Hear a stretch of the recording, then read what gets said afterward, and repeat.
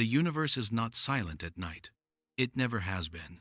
What you call silence, this soft, forgiving darkness that arrives when the world turns its lights off, is not the absence of sound.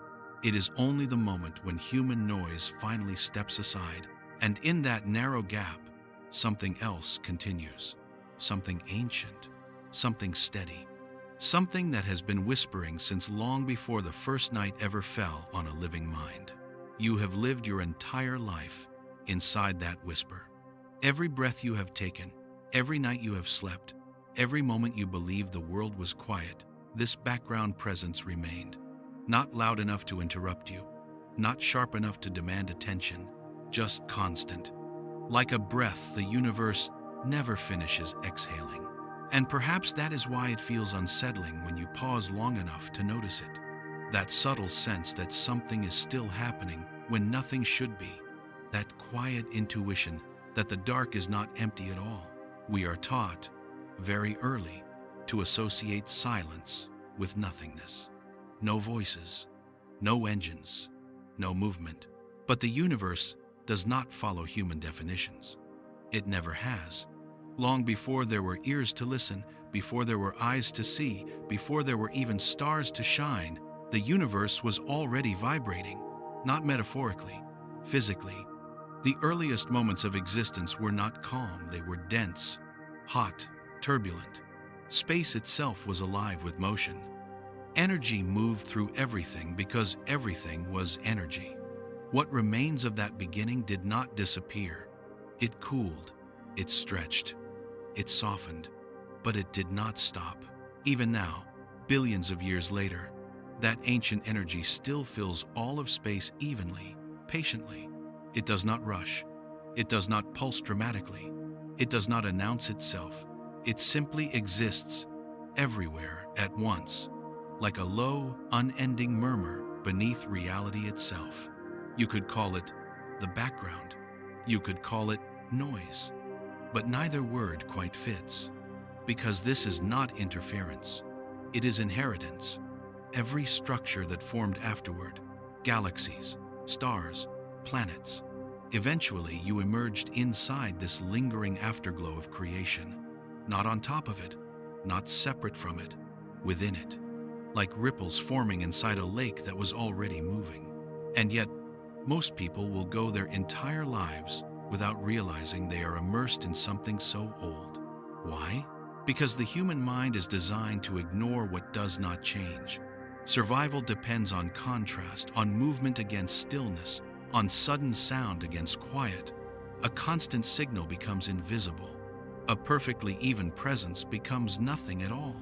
This ancient whisper is too consistent to alarm you, too gentle to disturb you, too patient to demand belief.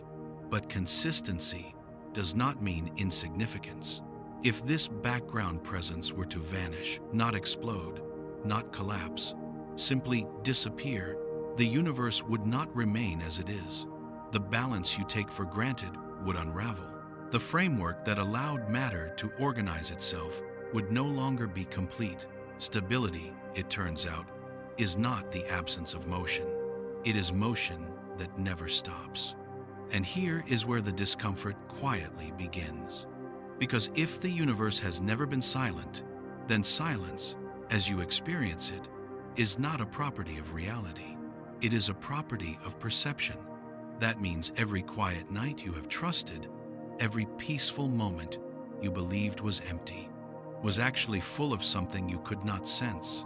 And when something real goes unfelt for too long, the mind does not label it as unknown. It labels it as impossible. This is the moment where many people instinctively pull away, because the idea itself feels wrong. We want silence to be real. We want emptiness to exist. We want the night to turn everything off. But the universe never turns off. It dims. It stretches. It hums quietly instead of shouting. And now, right here, you are being invited to listen differently. Not with your ears, not with effort, but with permission. Before we go any further, let me pause for just a moment. You're listening to Whispers of the Universe, If you want stories like this to keep existing, stories that explore the quiet edges of science and reality, please take a second right now to like this video, share it with someone who listens at night, and subscribe to the channel. That simple action genuinely keeps this space alive. Now, let's return. Because there is something deeply human about the way this ancient background makes us uneasy. We are creatures of beginnings and endings. We want clear starts, clear stops, noise on, noise off, light on, light off. But the universe does not respect those boundaries. The energy left over from its birth did not fade into darkness. Darkness, as it turns out, was never empty enough to erase it. Instead, the universe carried its own memory forward, thinly spread, evenly distributed, almost perfectly smooth. A memory without a storyteller, a sound without a listener. And yet, here you are, a listener who cannot hear it, a witness who lives inside it. This is not the kind of sound that travels through air. It does not vibrate your bones or stir your skin. It passes through you without resistance, the way gravity does. You do not feel gravity either until it is gone. Perhaps that is why the night feels different when you cannot sleep. Not louder, not brighter, just occupied, as if something is present but refusing to reveal its shape. You lie still. The world outside slows, and in that slowing, the illusion of silence becomes thin. Nothing dramatic happens. No revelation strikes. Just the quiet persistence of existence continuing without your involvement. That is the whisper. Not a message, not a warning, just a reminder. The universe remembers itself, even when you forget it is there. And as we move forward, deeper into this unseen background, into what it is, how we found it, and why it matters, you may begin to notice something subtle, a shift, not in the universe, but in the way you rest inside it. Because once the idea of true silence dissolves, the night stops feeling empty. It starts feeling held. And that raises a question we are not quite ready to answer yet. If the universe has been whispering since the beginning, why did it take so long for anyone to notice? Before there were stars to shine, before there were planets to orbit, before there was even darkness in the way you imagine it now, there was already something spreading. Not light, not sound, not form, just heat, motion, density. A universe so young and crowded that nothing could travel freely yet. When we speak about the beginning, the mind instinctively reaches for images, an explosion, a flash, a moment of sudden brightness. But that picture is a translation error. The early universe was not a firework in empty space. There was no empty space to explode into. Everything was packed together. Space itself was part of the heat. And in that state, what dominated reality was not illumination, but noise. Not noise as you know it, no air to carry vibration, no ears to receive it, but a physical agitation of energy, particles colliding, radiation struggling to move. A restless, opaque cosmos where nothing could travel far without being immediately absorbed, scattered, redirected. If you had existed then, which you could not have, you would not have seen anything. Light had nowhere to go. The universe was too dense to be transparent. And yet, something was already being written. As the universe expanded, it cooled, very slowly, very patiently. With each moment, space stretched, thinning the cosmic crowd. Particles began to give each other room. Energy lost some of its urgency. Chaos softened not because it vanished, but because it was diluted. This cooling was not a switch. It was a transition. At a certain point, long before stars, long before galaxies, the universe crossed an invisible threshold. For the first time, light was able to travel freely without being immediately stopped. The fog lifted. Space became transparent. And when that happened, something extraordinary occurred. The universe released a sigh it had been holding since birth. That sigh is still here. Not as a blast, not as a pulse, but as a faint, uniform glow that now fills all of space. A remnant of the moment when the universe first became quiet enough for light to move on its own. This is what we mean when we speak of ancient radiation. It is not debris drifting outward from a center. It is not coming from one direction or one place. It surrounds you completely because it was released everywhere at once. It does not age the way objects do. It does not decay into silence.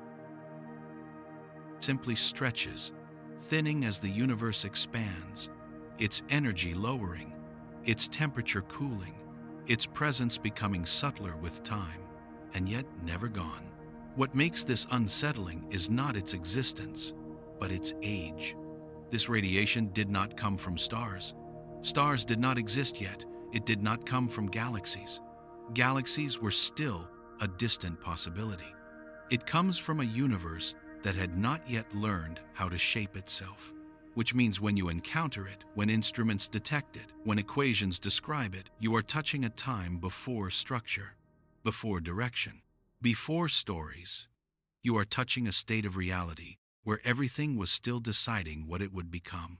That realization tends to land slowly, because we are comfortable with the past as long as it feels distant. Fossils, ruins, ancient light from faraway stars. But this past is not far away. It is not buried beneath layers of time.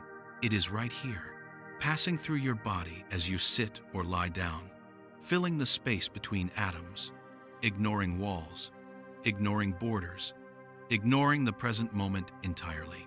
It does not care that billions of years have passed. It has no awareness of now, Amen, and that is where the quiet discomfort begins to grow. Because this ancient radiation does not behave like a memory. Memories fade, they blur, they lose detail.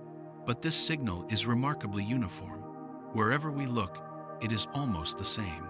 Smooth, balanced, consistent, too consistent. If it were chaotic, we could dismiss it. If it were uneven, we could explain it away as local interference. But its sameness tells us something uncomfortable, that the universe, even at its most violent beginning, carried the seeds of order, which challenges the story we like to tell ourselves. We imagine chaos first, order later. We imagine noise collapsing into harmony. But what if harmony was present from the start, just too hot to recognize? This radiation is often described as faint, cold, weak, but those words are misleading. It is not weak because it lacks importance. It is weak because the universe has grown vast. What was once intense has been stretched thin across unimaginable distances. Like a shout that becomes a whisper not because it stops, but because it travels forever. And that whisper is everywhere. It does not point back to a single location. There is no cosmic arrow that says, it started there. Every direction leads to the same past. No matter where you look, you are looking back into the same ancient moment, which means the universe does not have a visible scar from its birth. It healed by expanding, and yet it never fully erased the trace. That trace is the reason we can say, with confidence, that the universe truly had a beginning, not a philosophical one, but a physical one. A time when conditions were different, when the rules you experience now were still forming. But confidence does not equal comfort.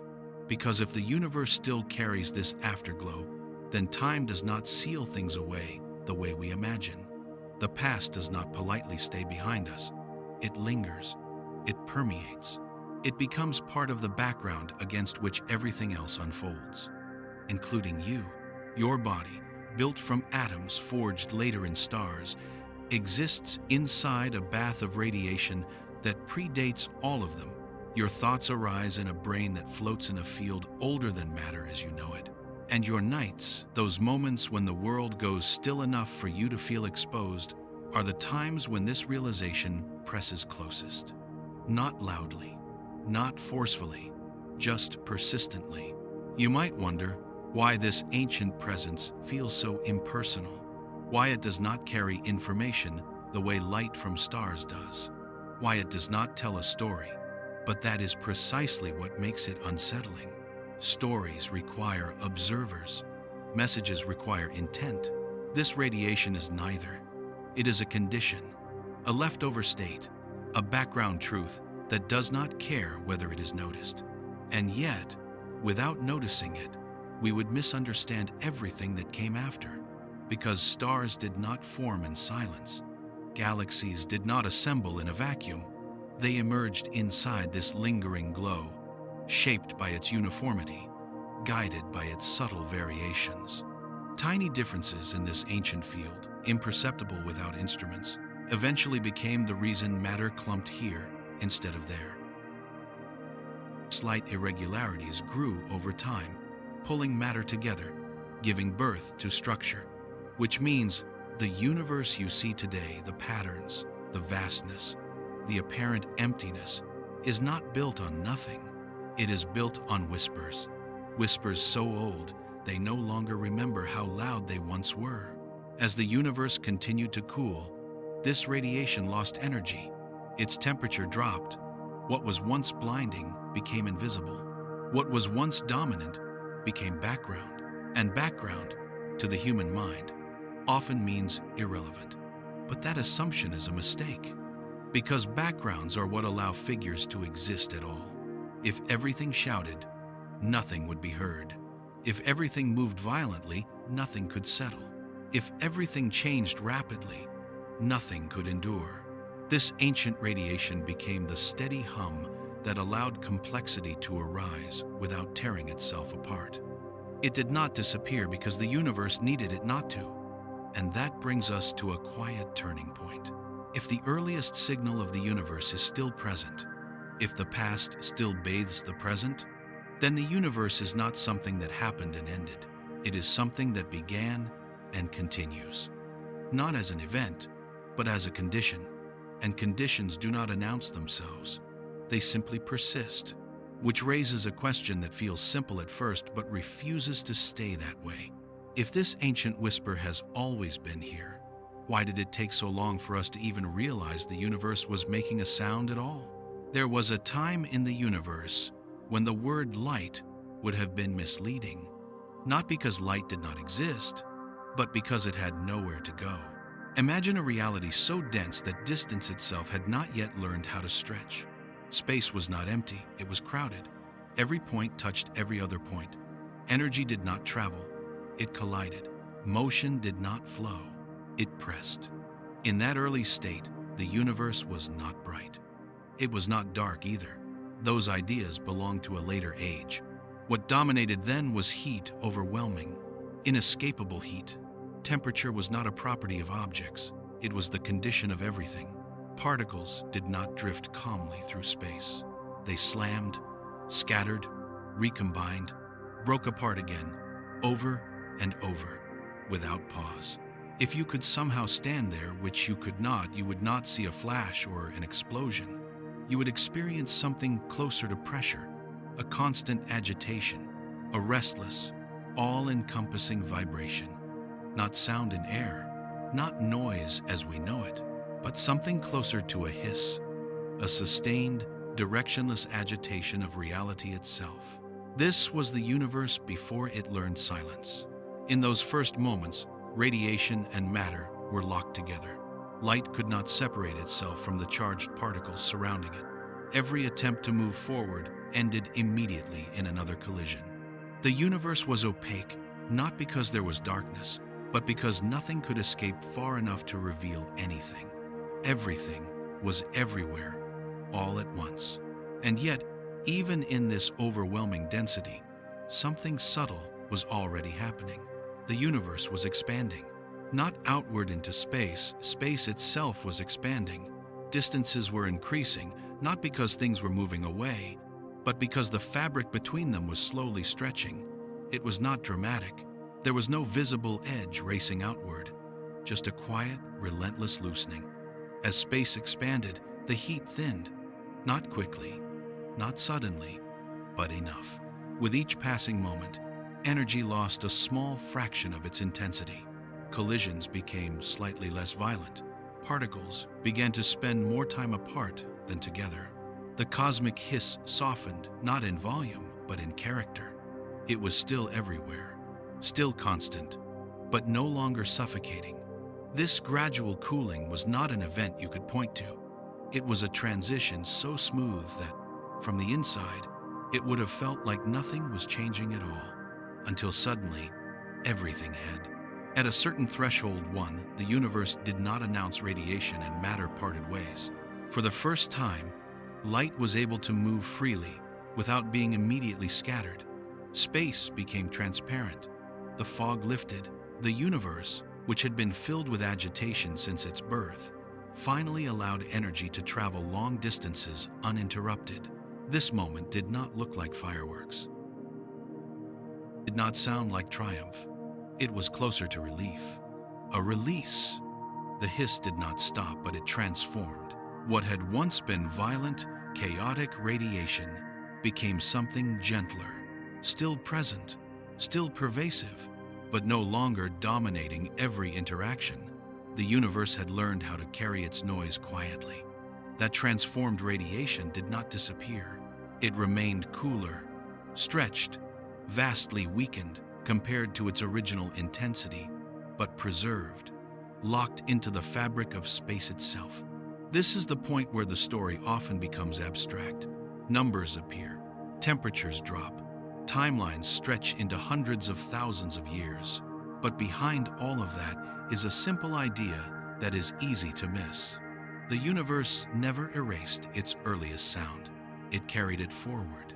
What we detect today, what fills every direction you look, is not a signal that traveled from a distant place to reach you.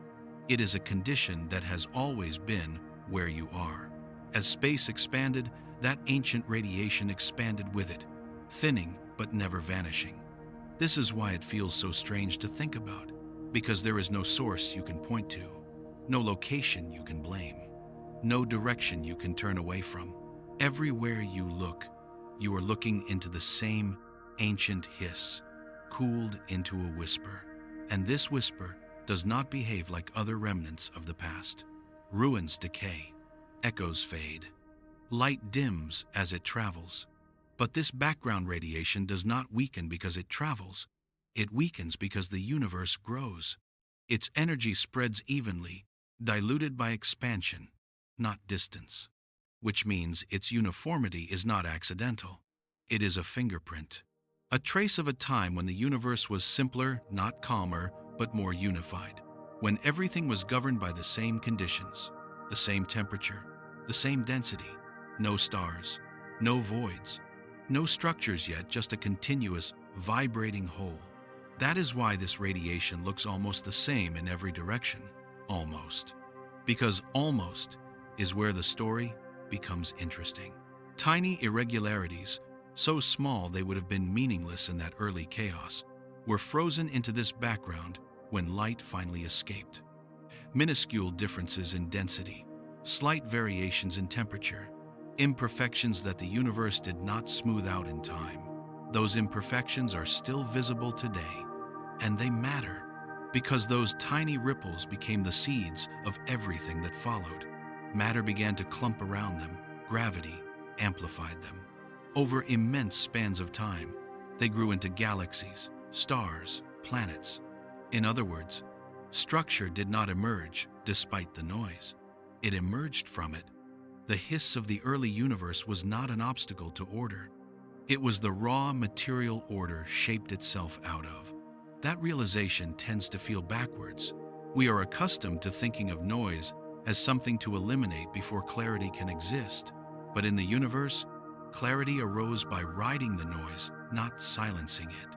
And the noise never truly stopped. It only dropped below the threshold of human senses. Your ears cannot hear it. Your skin cannot feel it. Your eyes cannot see it. But instruments can. And when we finally built machines sensitive enough to detect this faint background, the discovery was not loud or dramatic. There was no single moment of revelation that shook the world. Instead, there was confusion, an unexplained hiss, a persistent signal that refused to go away no matter where scientists pointed their detectors. Turn the antenna, change the direction, remove interference, shield the equipment. Still there. the same quiet background, the same uniform presence. At first, it was treated as an annoyance, static, something to subtract, something to eliminate so the real signals could be seen.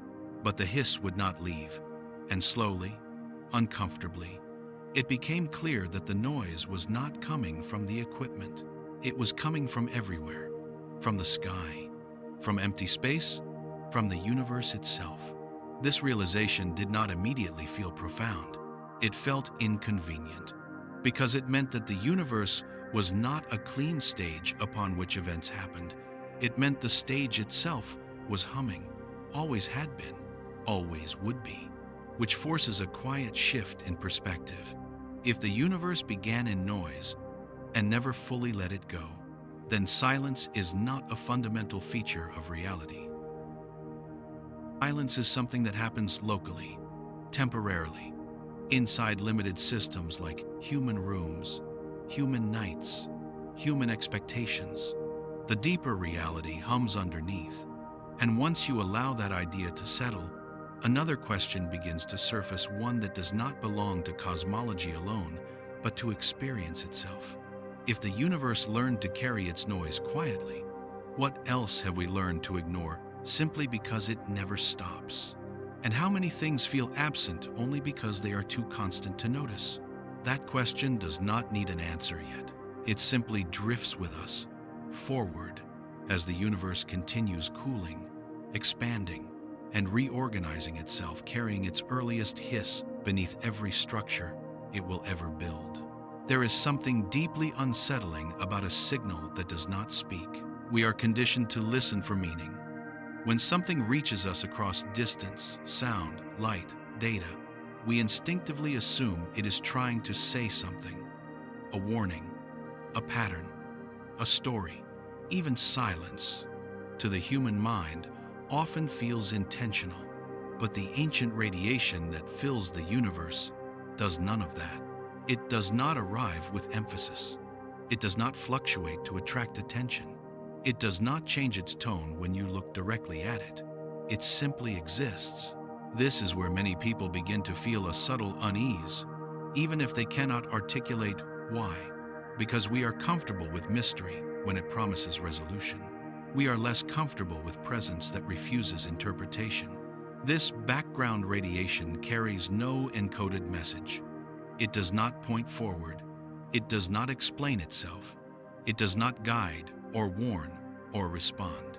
It is not information in the way we usually understand information. And yet, without it, our understanding of the universe would collapse. This contradiction, something that says nothing, yet explains everything, is difficult for the mind to hold. At first glance, the radiation appears disappointingly dull. It is almost perfectly uniform.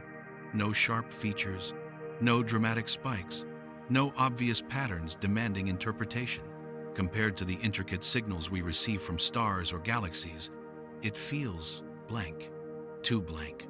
And that is precisely why it matters. In science, uniformity is rarely accidental.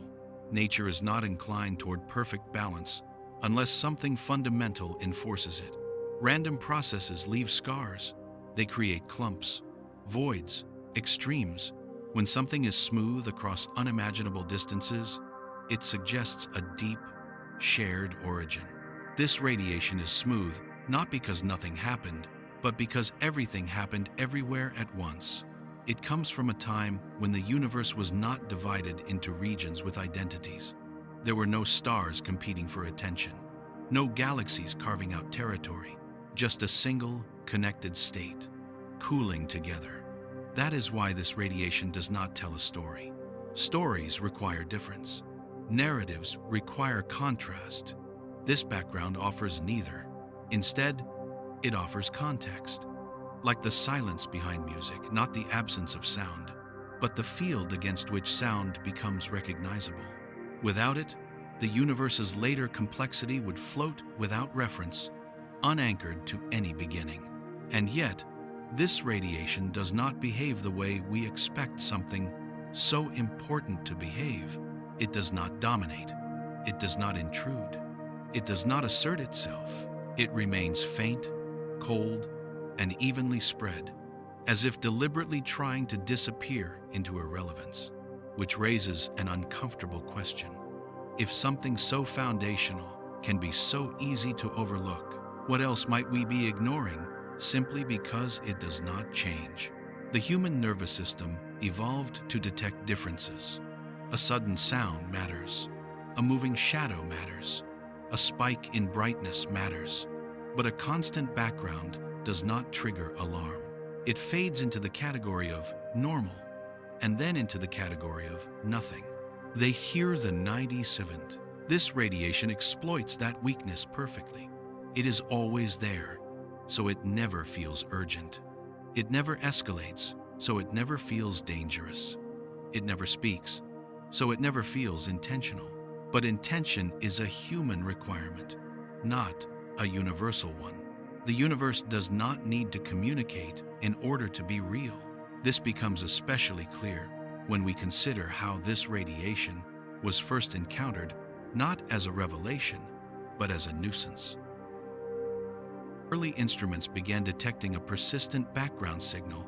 It was treated as interference. Engineers tried to eliminate it. Astronomers adjusted their equipment.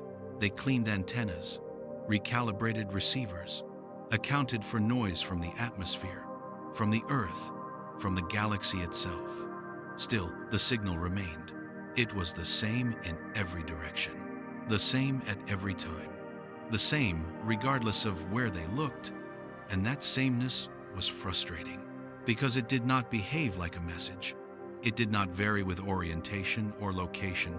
It did not originate from a point in space. It could not be isolated or blocked.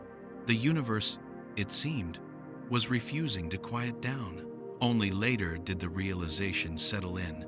This was not noise covering something else. This was the thing. The background radiation was not hiding a signal. It was the signal, but it was a signal without content.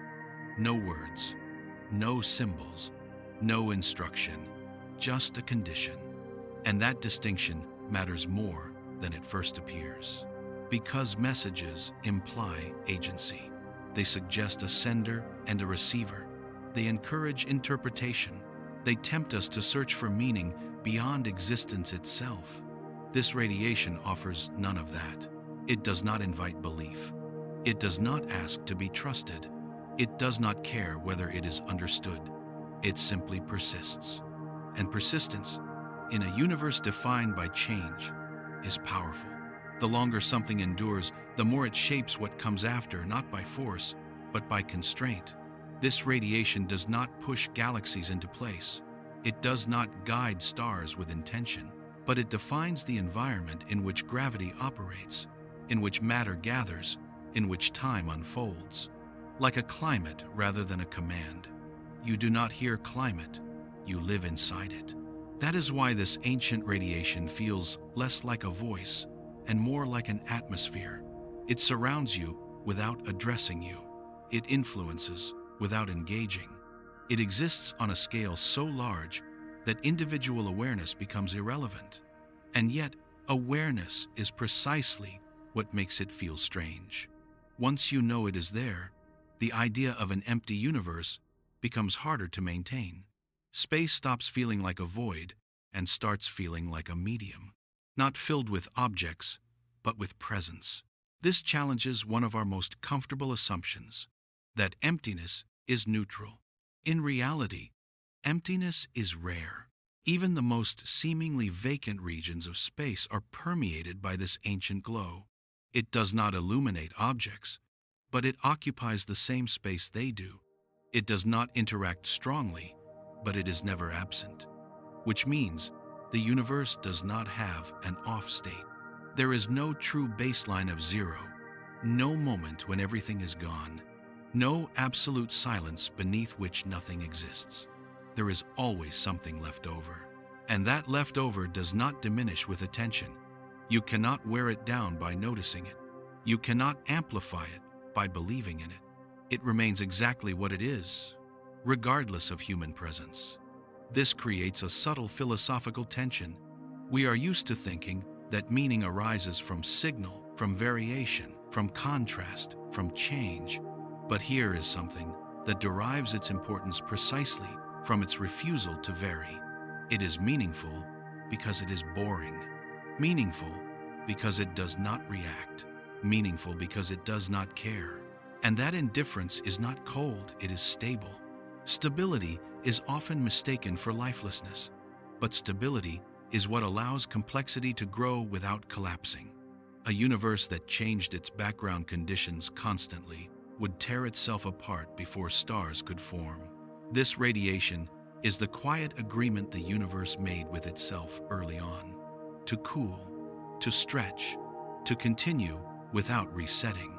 It is not a message. It is a promise that conditions will remain consistent enough for structure to emerge, for patterns to last, for time to have direction. And you live inside that promise every moment of your life. Not consciously, not dramatically, but physically. Your body maintains its temperature against a cosmic background that is colder than anything you can imagine. Your existence unfolds inside a universe that has been cooling steadily for billions of years, carrying its earliest state forward without interruption. Which brings us to a delicate shift in perspective. The most important signal in the universe does not speak. If it does not instruct or warn, if it simply remains, then perhaps the universe was never meant to be understood as a conversation. Perhaps it is better understood as a condition you inhabit. And conditions do not explain themselves. They only reveal their importance when they change or when you imagine them gone. What would it mean to live in a universe that truly went silent? Not locally quiet, but fundamentally empty.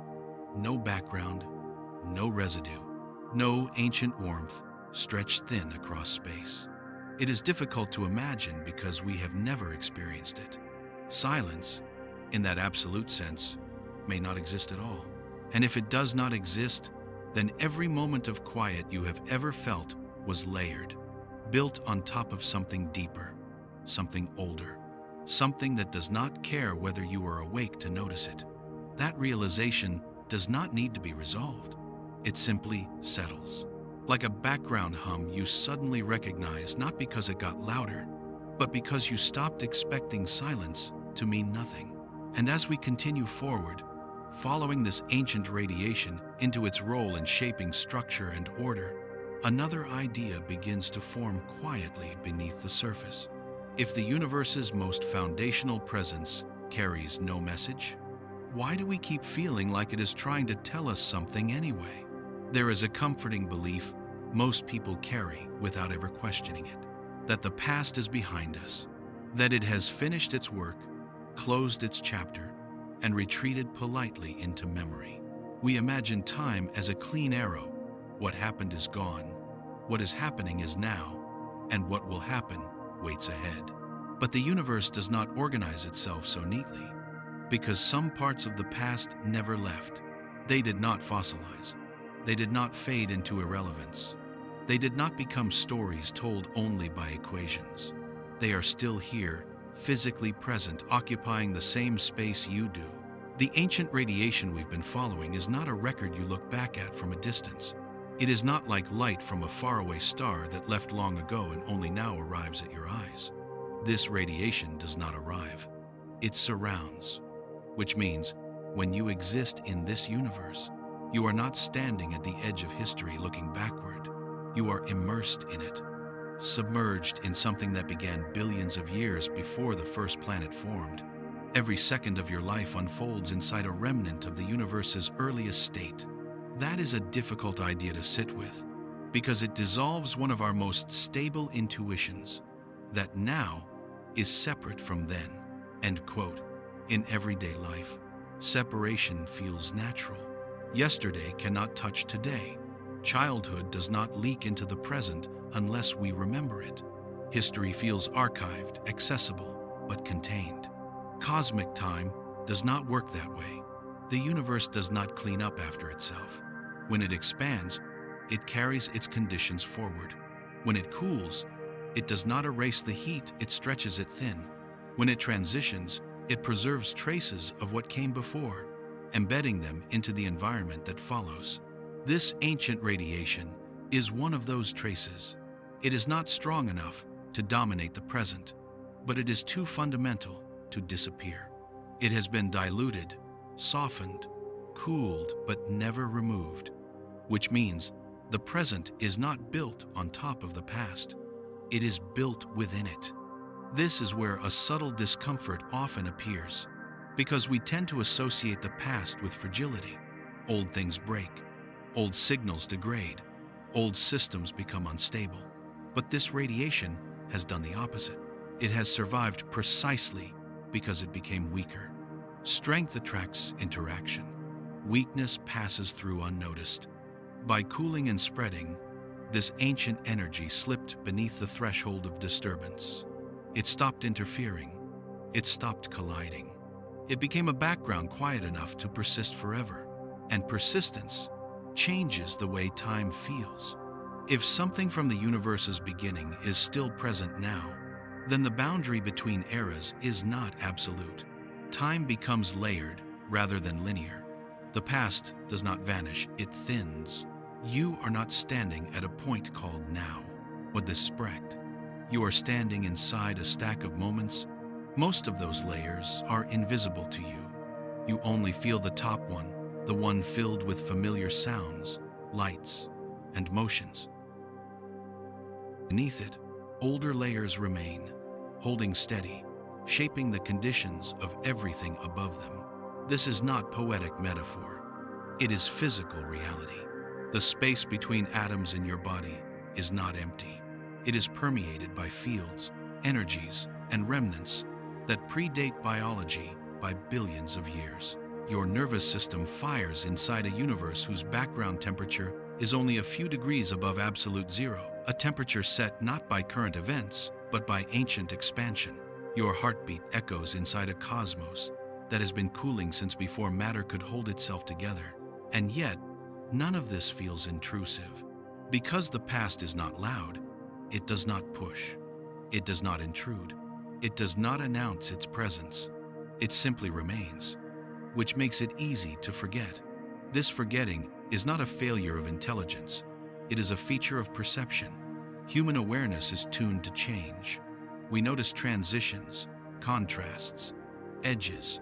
A constant background becomes invisible by design. But invisibility does not equal absence. If you were to remove this ancient radiation, not dramatically, not violently, but quietly, the universe you recognize would not persist. The delicate balance that allowed matter to clump, stars to ignite, and galaxies to form would unravel. The present depends on the continuity of the past more deeply than we like to admit. This dependency challenges another comforting belief, that we are free from history. In human terms, we often strive to separate ourselves from what came before, to move on, to reset, to begin again. But cosmically, nothing truly resets. The universe carries forward everything it does not explicitly destroy, and this radiation was never destroyed. It was transformed. Transformation, however, is not erasure. This is where the idea becomes less abstract and more intimate. When you lie awake at night, unable to sleep, there is often a strange sense that time has stalled. The future feels distant. The present stretches. The past presses in, not as memories, but as weight. That sensation is not entirely psychological.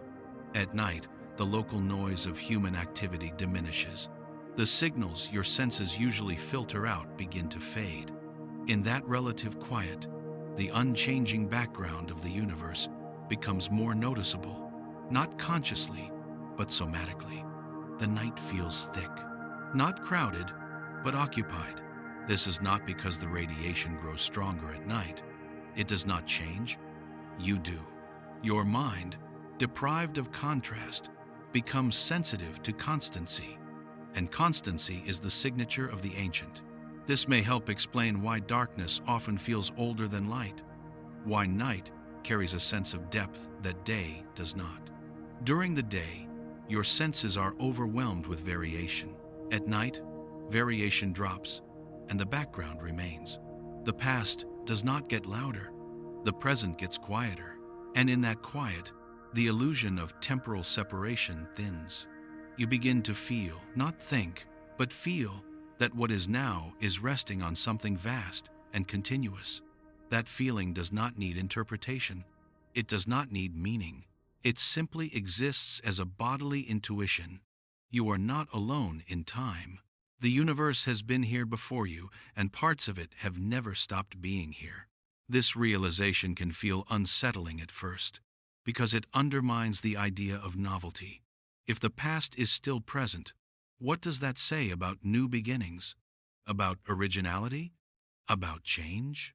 But the universe does not confuse continuity with stagnation. Continuity is what allows change to be coherent. Imagine trying to build anything if the ground beneath you reset every moment. Imagine trying to grow complexity in a reality where conditions did not persist long enough to support it. The ancient radiation is the universe's memory of itself, not as a story, but as a state. It preserves the conditions that made everything else possible. In that sense, you are not haunted by the past. You are supported by it. Every star that ignited did so in a universe that had already cooled enough to allow stable structures. Every planet that formed did so in an environment shaped by billions of years of expansion. Every living system arose inside a cosmic context that had been quietly stabilizing since the beginning. That context never vanished. It simply became subtle. It brings us to a quiet but profound shift in how we understand now. And I am Eld. The present is not a clean slate. It is a thin surface floating on deep time. And when you realize that, the idea of living inside the past stops feeling abstract and starts feeling inevitable. Because where else could the present exist? The universe does not discard its history. It stretches it, cools it, integrates it, until it becomes the background against which everything else unfolds. And you are unfolding right now inside that background, not trapped, not constrained, just held. This does not diminish your agency or your experience. It contextualizes it. It reminds you that your moment is part of something far larger and far older than any single lifetime. And as we move forward, following how this ancient background influences structure, stability, and the formation of everything you recognize, another question begins to surface quietly, persistently. If the past never truly leaves, then what does it mean to say that anything is ever gone at all? There is a quiet assumption most people never challenge. If something exists, and it matters, then surely we should be able to sense it, hear it, see it, feel it press back when we touch the world. This assumption feels reasonable because, on a human scale, it usually works. Danger announces itself. Movement reveals presence. Change demands attention. Our senses evolved not to understand reality in its entirety, but to survive within a narrow slice of it. And survival favors what changes. The ancient radiation filling the universe does not change. That is the problem. Or rather, that is why you never notice it. Your ears are exquisitely sensitive, but only within a thin band of vibration. They respond to pressure waves in air, oscillations that rise and fall within a very specific range. Outside that range, sound does not disappear, it simply becomes irrelevant to your biology. Your eyes work the same way. They are tuned to a narrow sliver of the electromagnetic spectrum, one that happens to be useful for navigating a world lit by a particular star. Beyond that sliver lies an immense ocean of radiation your eyes were never meant to register. This ancient background does not exist outside reality. It exists outside you, and that distinction matters. Because when we say the universe is quiet, what we really mean is that it is quiet to us. We mistake biological limitation for cosmic absence. We confuse perceptual silence with emptiness. But the universe does not adjust itself to fit human thresholds. It never has. The radiation we've been following does not announce itself because it has no need to. It does not spike. It does not pulse dramatically. It does not fluctuate in a way that would trigger your nervous system. It is too steady. And steadiness is invisible to a brain built for contrast. Your mind is a difference engine. It detects edges, shifts, anomalies. It wakes you up when something changes suddenly. It fades constant signals into the background to conserve energy. This is not a flaw, it is efficiency.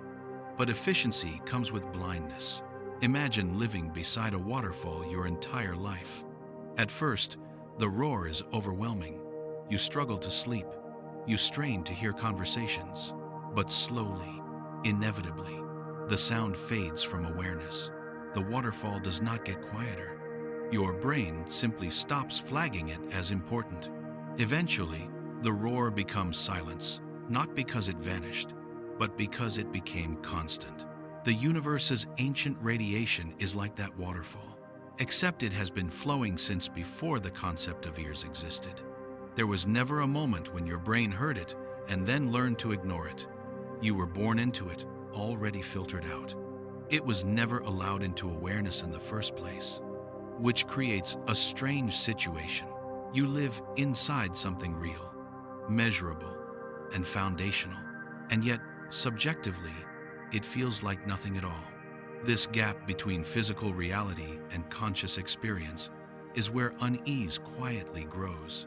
Because if something so fundamental can remain unfelt, then awareness is not a reliable guide to existence. What you experience is not the universe. It is a curated interface. Your senses do not reveal reality they negotiated. They show you just enough to function, not enough to understand. It becomes clearer when you consider how this radiation behaves relative to your body. It passes through you without resistance. It does not warm you. It does not push against you.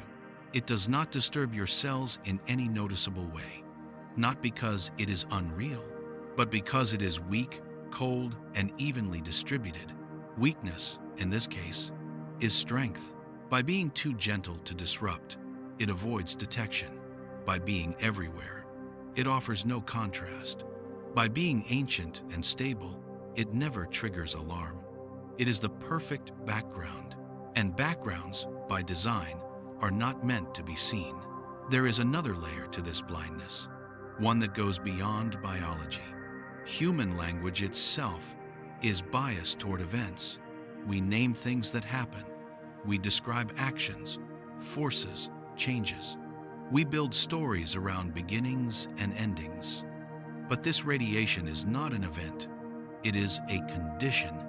Conditions are harder to talk about because they do not move through time the way events do. They persist. They frame everything else without participating in the drama.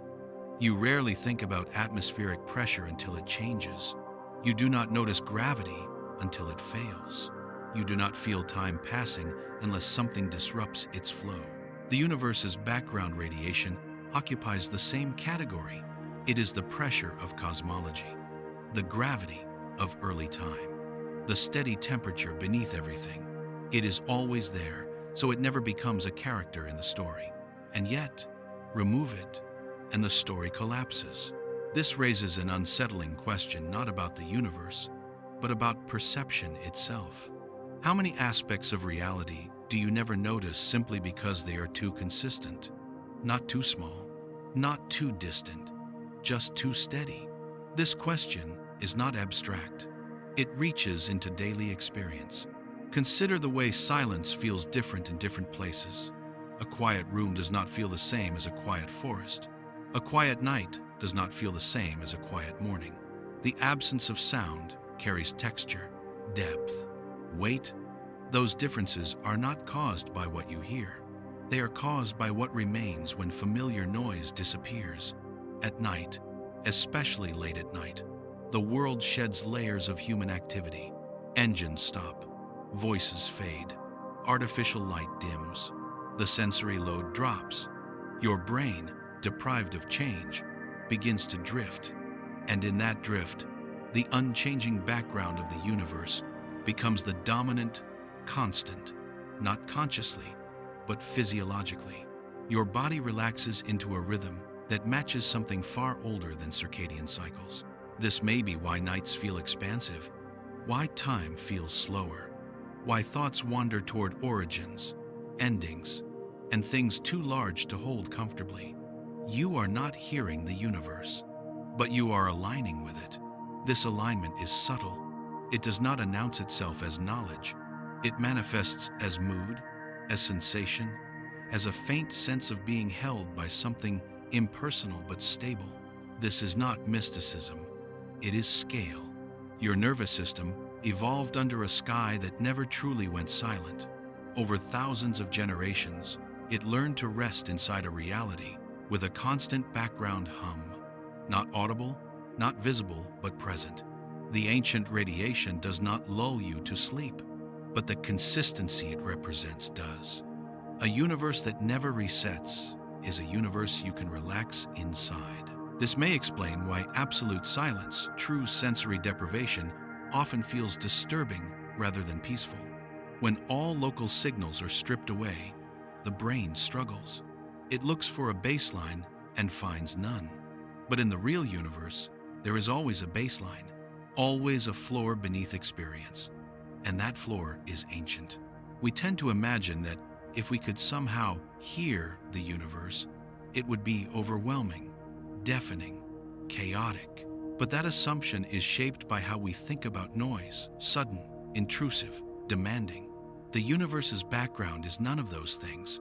If translated into sound, it would not be a roar. It would not be a rhythm. It would be something closer to an unbroken breath. Too smooth to notice, too constant to interrupt. And constancy, for a brain designed to track change, is indistinguishable from silence. This is why the discovery of this radiation did not come from listening, but from subtraction. Scientists did not find it by amplifying signals. They found it by removing everything else, every known source of interference, until only the impossible remained. What could not be eliminated had to be real. This is a powerful lesson, not just about cosmology, but about awareness. Sometimes the most fundamental aspects of reality are not found by looking harder, but by letting go of expectations. When you stop insisting that meaning must arrive as a message, you begin to notice conditions, frameworks, presences that do not speak, but support. The universe does not talk to you. It carries you, and it has been doing so since long before you existed. This does not mean you are insignificant. It means you are embedded in a continuity that began billions of years ago and has never fully stopped unfolding. The reason you cannot hear the universe is not because it is silent. It is because it never changes enough to demand attention. And that raises a quiet, unsettling possibility, one we are not ready to confront just yet. If the universe's deepest presence is something you cannot sense directly, then how much of what you believe to be nothing is actually something you've simply learned to ignore? There comes a moment in every exploration when human senses reach their limit. Not dramatically, not with a sudden wall, but quietly through frustration. You try to see farther, and the image blurs. You try to hear more clearly, and the sound dissolves into noise. You try to feel what lies beneath experience, and there is nothing to grasp. For most of history, the universe beyond human perception was not mysterious, it was simply non-existent. If something could not be seen, heard, or touched, it might as well not be there. Reality was defined by what the body could register.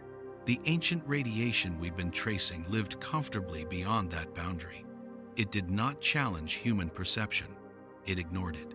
For centuries, there was no reason to suspect its presence. The night sky was filled with stars and darkness between them. Silence seemed absolute. Space felt empty enough to justify the name. And then, slowly, almost accidentally, machines began to notice something the body never could. Not because they were smarter, not because they were wiser, but because they were indifferent. Machines do not get bored by constancy. They do not filter out what does not change. They do not confuse stability with irrelevance. They listen without expectation. The earliest instruments designed to study the universe were not built to find a whisper from its birth. They were built to detect specific signals, radio waves from known sources, emissions from familiar processes, noise that could be traced back to stars, planets, or human technology. The background hiss was not on the checklist.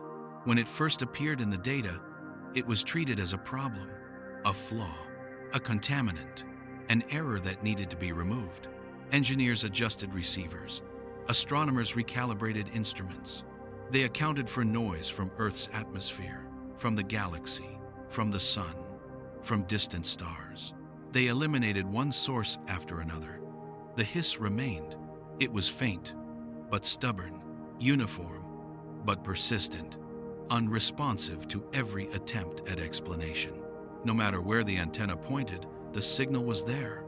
Rotate the instrument, change the frequency, shield it, isolate it, still there. At first, this was deeply unsatisfying. Science thrives on variation. It relies on differences, signals that grow stronger in one direction, weaker in another, patterns that can be mapped, sources that can be identified. A signal that is everywhere at once feels useless. It refuses to behave. The hiss did not announce its origin. It did not intensify toward any region of space. It did not fade when the instrument looked away from known sources.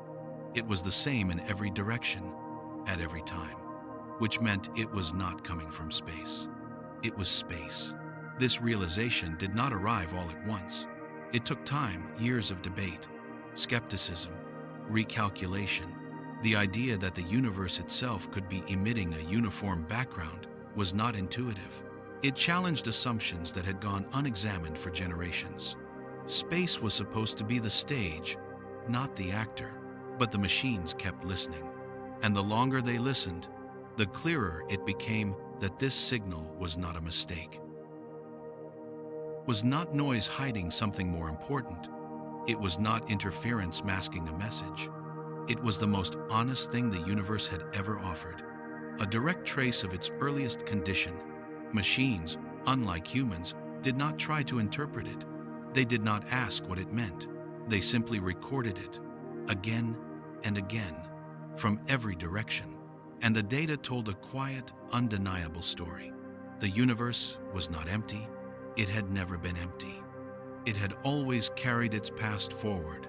This was a turning point, not because the discovery was loud, but because it was irreversible. Once detected, the background radiation could not be unseen.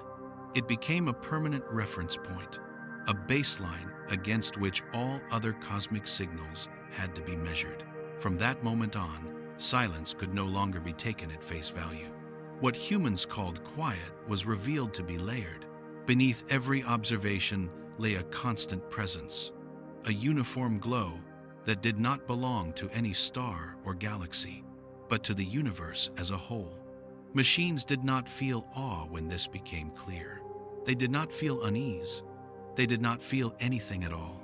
But humans did, because this discovery forced a reevaluation of what it means to observe reality.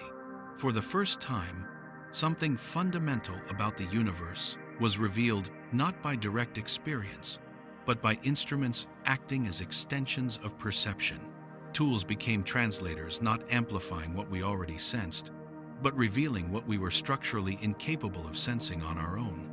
This created a subtle but profound shift. Reality was no longer defined by the body. It was defined by what could be measured. And measurement does not care about comfort. The ancient radiation did not fit neatly into existing narratives. It did not behave like light from stars, which carries information about distant events. It did not behave like radiation from hot objects, which fades with distance. It was too even, too cold, too old. Its very blandness was the clue. Only something that originated everywhere at once could look like this. Only something released when the universe was still unified could maintain such uniformity across unimaginable scales. Machines did not marvel at this logic. They simply confirmed it, again and again and again. Each new measurement tightened the constraints. Each new observation reduced the space for alternative explanations. The background radiation was not an anomaly. It was a cornerstone. And yet, even as it reshaped cosmology, it remained strangely detached from everyday awareness. You could live your entire life without ever thinking about it, without ever feeling its presence. The machines could detect it. The equations could describe it. But subjectively, nothing changed. This disconnect is important because it highlights a truth we rarely confront. Reality does not scale to human intuition. There are aspects of the universe that matter immensely, but feel like nothing at all. They do not announce themselves through sensation. They do not demand emotional engagement. They simply exist, shaping everything quietly. The ancient radiation is one of those aspects. It does not interact strongly with matter. It does not warm you. It does not light your surroundings. It passes through walls, through planets, through bodies, indifferent to structure. It is there whether you acknowledge it or not. Machines, by listening without preference, revealed this indifference. They showed that the universe is not tailored to human experience. It does not care what we find meaningful. It does not adjust its signals to fit our narratives. It simply continues. This realization often carries a strange, emotional aftertaste. Not fear, not wonder, but humility. Because it becomes clear that the universe is vastly larger, not just in size, but in scope, than anything perception alone can reveal. What you experience is not the universe. It is a filtered surface, shaped by evolutionary necessity, not by truth. Machines peeled back one layer of that filter, and what they found was not a message, but a presence, a background that does not need interpretation to matter. This changes how we think about listening. Listening is not always about receiving information. Sometimes it is about detecting existence itself, about acknowledging what is there even when it does not speak. Machines taught us that the universe has been speaking all along, not in language, not in signals designed for comprehension, but in conditions that persist regardless of attention. They taught us that silence is rarely empty. And once that lesson settles in, it begins to echo beyond cosmology. Because if machines can reveal layers of reality your senses will never access, then what else might exist beyond perception, quietly shaping experience without ever being felt? This question does not demand immediate answers. It lingers. Just as the ancient radiation lingers beneath every measurement, beneath every structure, beneath every moment you call now. And as instruments continue to refine their sensitivity, revealing finer details in this background, another realization slowly emerges, one that shifts the story again. The universe did not just leave behind a uniform whisper. It left behind imperfections, tiny, almost invisible variations that would quietly decide where everything else would eventually form. And that is where the story begins to bend away from uniformity and toward structure. There is a strange comfort in the idea that somewhere, far away, there might be a place of perfect quiet, a region untouched by motion, a pocket of space where nothing happens, an absolute stillness, waiting beyond all noise. We imagine it instinctively, almost nostalgically, as if silence were a destination. But the deeper we look into the universe, the more that idea dissolves. Because there is no place where the background ends, no corner where the ancient radiation fades to zero, no direction you can turn where it finally stops following you, no distance you can travel that leaves it behind. It is not a layer you pass through. It is not a cloud you move beyond. It is everywhere. This is one of the most unsettling properties of the universe's oldest remnant, not its age, not its origin, but its persistence. The background does not dim with distance. It does not thin out near galaxies or intensify in empty space.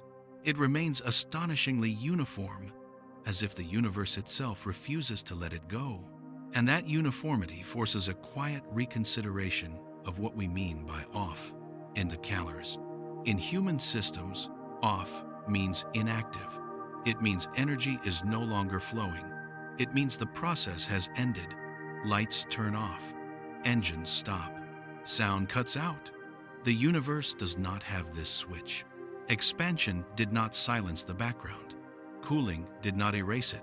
Structure did not overwrite it. Every stage of cosmic evolution carried this ancient presence forward, integrating it into whatever came next. It is not a leftover in the way scraps are leftovers. It is a foundation that was never removed. This becomes especially clear when you consider how carefully the background maintains its consistency. Across billions of light years, it remains nearly the same. Tiny variations exist, but they are deviations, measured in fractions so small they border on abstraction. Those variations matter deeply, as we will see later. But the sameness matters first, because sameness, on this scale, is rare. The universe is full of extremes, dense clusters and vast voids, blazing stars and frozen darkness, violence and calm existing side by side. Everywhere you look, contrast defines the cosmos, except here. The background radiation is the great equalizer. It ignores local drama. It does not flare near supernovae or fade in empty space. It does not respond to gravity in the way matter does.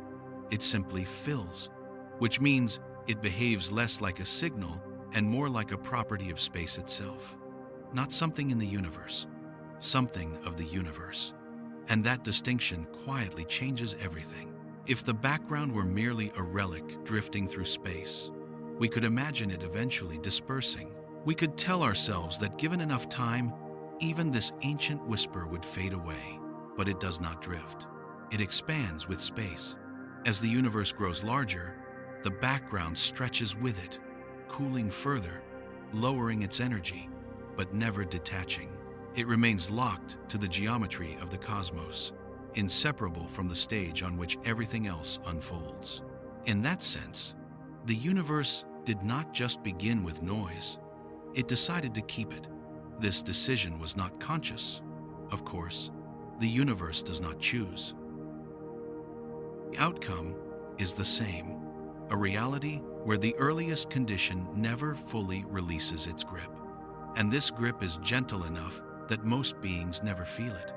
You are not crushed by it. You are not heated by it. You are not disturbed by it. You are simply immersed. This immersion creates a subtle illusion that the background is passive, that it is merely decorative, that it does nothing but sit there, irrelevant to the dynamic universe of stars and galaxies. But passivity is deceptive. A perfectly stable background is one of the most powerful influences a system can have. It defines limits. It sets baselines. It anchors behavior. Consider how temperature works in everyday life. A stable climate allows ecosystems to develop complexity. A wildly fluctuating climate destroys it. Stability is not exciting, but it is essential. The universe's background radiation provides a kind of thermal and structural baseline for everything that follows. It does not drive change, but it constrains it. It tells matter how calm the universe has become. It tells gravity how much time it has to work, and it never turns off. This constancy is why we often misinterpret the universe as quiet. We equate quiet with absence, because in human experience, silence usually follows action. The concert ends, the crowd leaves, the sound fades. But cosmic quiet is not the end of activity. It is the persistence of activity at a level too even to demand attention. This is why the background feels philosophically uncomfortable.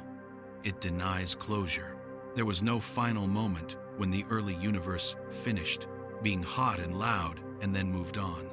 That state transitioned, softened, diluted, but its trace remains. The universe did not close that chapter. It left it open and wrote everything else on top of it, which means the universe does not progress by replacement. It progresses by accumulation. New structures form without deleting the old conditions. Stars ignite without erasing the background. Galaxies assemble without silencing the whisper beneath them. Complexity piles up on a foundation that never resets. This layering is not intuitive for minds trained to think in terms of before and after. We expect endings. We expect clean breaks. We expect silence after noise. The universe offers none of these. It offers continuity instead. And continuity changes how existence feels when you stop and notice it. When you are awake late at night, when external noise fades and the world becomes minimal, the absence you feel is not true emptiness. It is the absence of local signals layered on top of something far more constant. This is why silence can feel heavy. It is not empty space pressing in. It is background presence becoming dominant. Your nervous system, deprived of variation, becomes aware dimly, indirectly, of a baseline that was always there. You may not identify it as cosmic radiation. You may not think of the early universe at all. You simply feel that the quiet has depth. This depth is not psychological invention. It is a response to stability, to a world that does not shut down when you stop interacting with it. The background that never turns off means the universe never leaves you alone in the way absolute silence would. But it also means you are never exposed to nothingness. There is always a floor beneath experience, always a context, always a hum, even if you cannot hear it. And that realization slowly reframes a familiar human desire, the desire to escape noise, to find silence, to reach a place where everything stops. Such a place does not exist. The best you can find is a place where change slows enough for the background to reveal itself, not as sound, but as steadiness. And steadiness, when you finally feel it, is not disturbing. It is grounding. This is why the universe does not feel hostile despite its scale. It does not flicker unpredictably at the deepest level. It carries a calm inherited from its earliest transition, a calm that has only grown as it expanded. The background radiation is the universe's way of never abandoning itself. It ensures that even as stars die, galaxies collide, and structures dissolve, there remains a continuity beneath the chaos. Nothing ever fully turns off. And that brings us quietly to the next shift in the story, because a background that never turns off is not perfectly smooth. Carries tiny imperfections, subtle fluctuations frozen in from the moment the universe first became transparent. Imperfections so small they were once dismissed as noise. Imperfections that would quietly decide where matter gathered and where it did not. And once you notice those imperfections, the universe begins to look far less accidental than it first appeared. At first glance, order feels like the opposite of noise. Order is what remains when chaos settles. Noise is what you remove to see patterns clearly. Order feels intentional. Noise feels accidental. This distinction makes sense in human systems. In a crowded room, clarity emerges when voices quiet down. In data, meaning appears when interference is filtered out. We learn to associate noise with error, with distraction, with things that get in the way of understanding. But the universe did not build itself this way. In the universe, order did not arrive after noise. It arrived through it. The background radiation we've been following, the ancient whisper that never turned off, is often described as smooth, uniform, featureless. And on large scales, that description is accurate. It is astonishingly even consistent across directions and distances that dwarf comprehension. But smooth is not the same as perfect, end quote. When scientists began examining this background more carefully, they noticed something unexpected: tiny variations, subtle differences in temperature, minute irregularities scattered across the sky like faint freckles on an otherwise flawless surface. These variations were absurdly small, differences measured in millionths of a degree, so slight that, without precise instruments, they would vanish entirely into the background. At first, they seemed like imperfections in measurement, noise in the data, but they refused to disappear. The more carefully the background was mapped, the more clearly these irregularities revealed themselves, not random, not chaotic, but structured, patterns nested within patterns, variations that followed statistical rules, fluctuations that appeared consistent across independent observations. What looked like noise was not error. It was information. This is where the story quietly turns. Because these tiny fluctuations are not decorative details. They are not cosmetic blemishes on an otherwise smooth universe.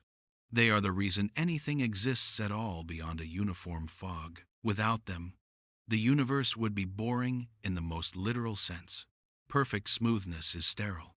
If the early universe had been too uniform, matter would have had no reason to gather in some places rather than others. Gravity would have pulled equally in all directions. No clumps would have formed. No stars, no galaxies, no planets. Just an endless, evenly distributed haze cooling forever. The universe avoided that fate because of noise. Not loud noise, not violent noise, but the faintest irregularities imaginable. These fluctuations were born in the earliest moments, when the universe was still young enough that quantum effects could stretch across cosmic scales. Tiny differences in density, imperceptible at the time, were frozen into the background when light finally broke free. Once frozen, they became seeds. Gravity noticed them. Where density was slightly higher, gravity pulled a little harder. Where it pulled harder, more matter drifted in. Where more matter gathered, gravity strengthened further. A feedback loop began. Over immense spans of time, those barely there fluctuations grew into the large-scale structures you recognize today. Filaments of galaxies, massive clusters, vast voids where matter was scarce. Every galaxy you see traces its lineage back to one of these ancient irregularities. Every star owes its existence to a tiny departure from uniformity, which means the universe is not ordered despite noise. It is ordered because of it. This reverses a deeply ingrained intuition. We like to believe that clarity emerges when randomness is suppressed. That meaning appears when interference is removed.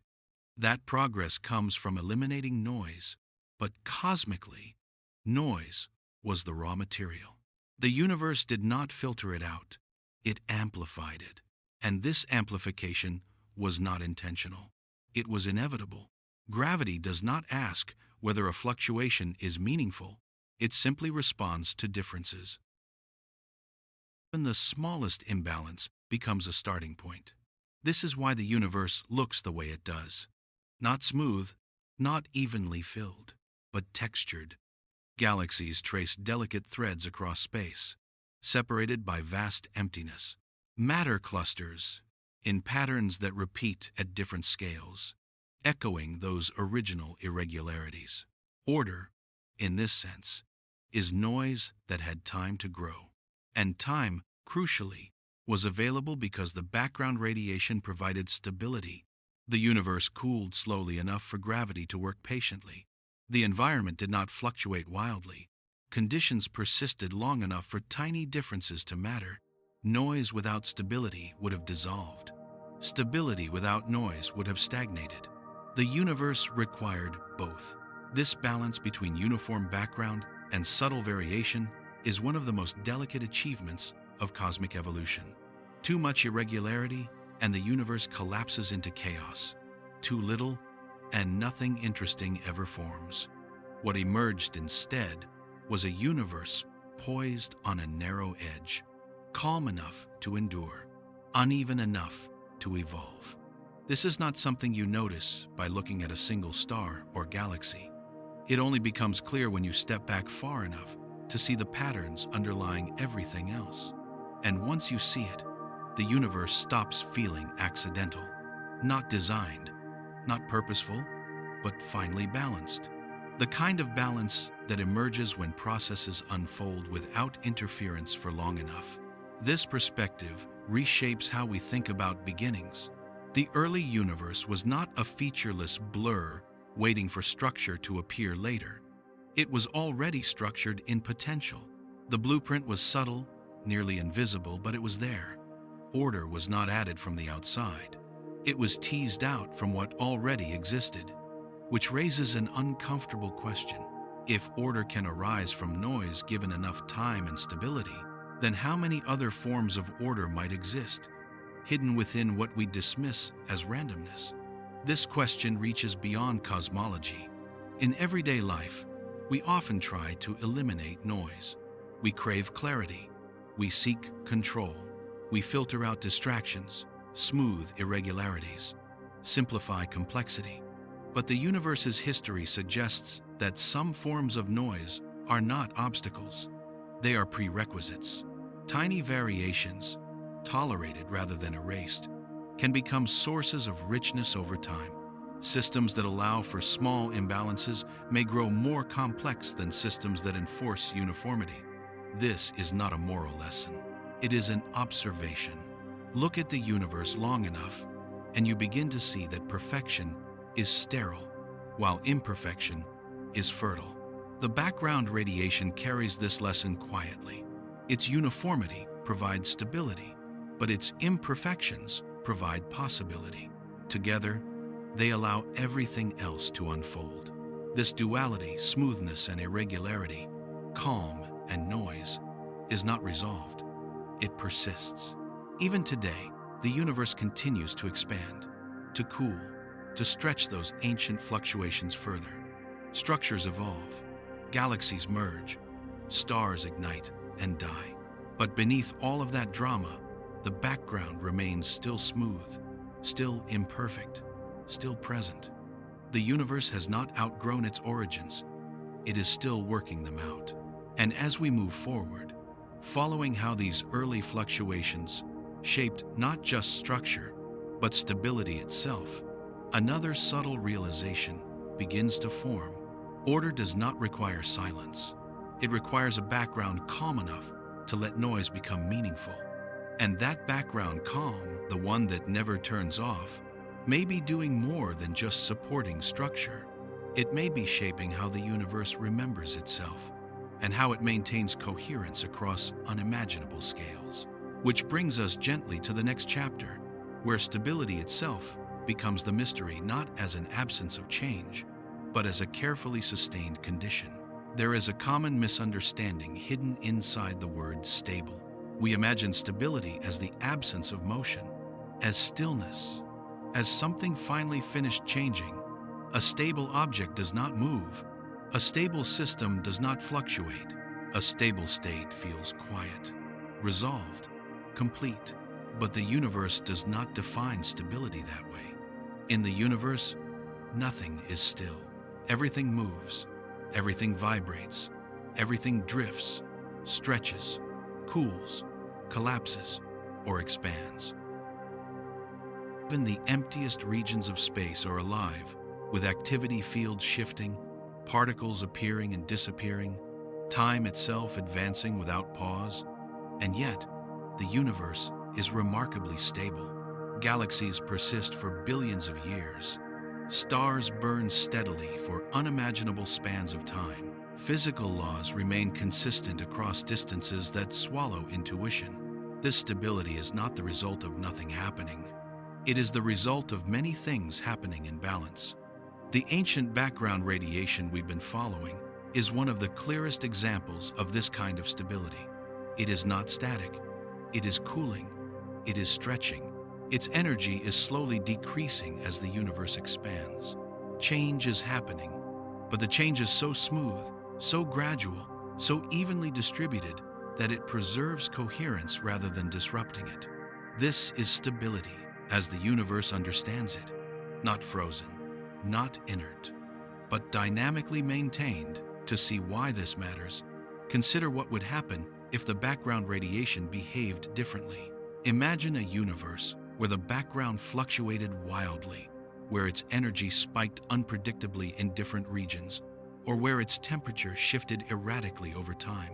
Gravity would never settle into reliable patterns.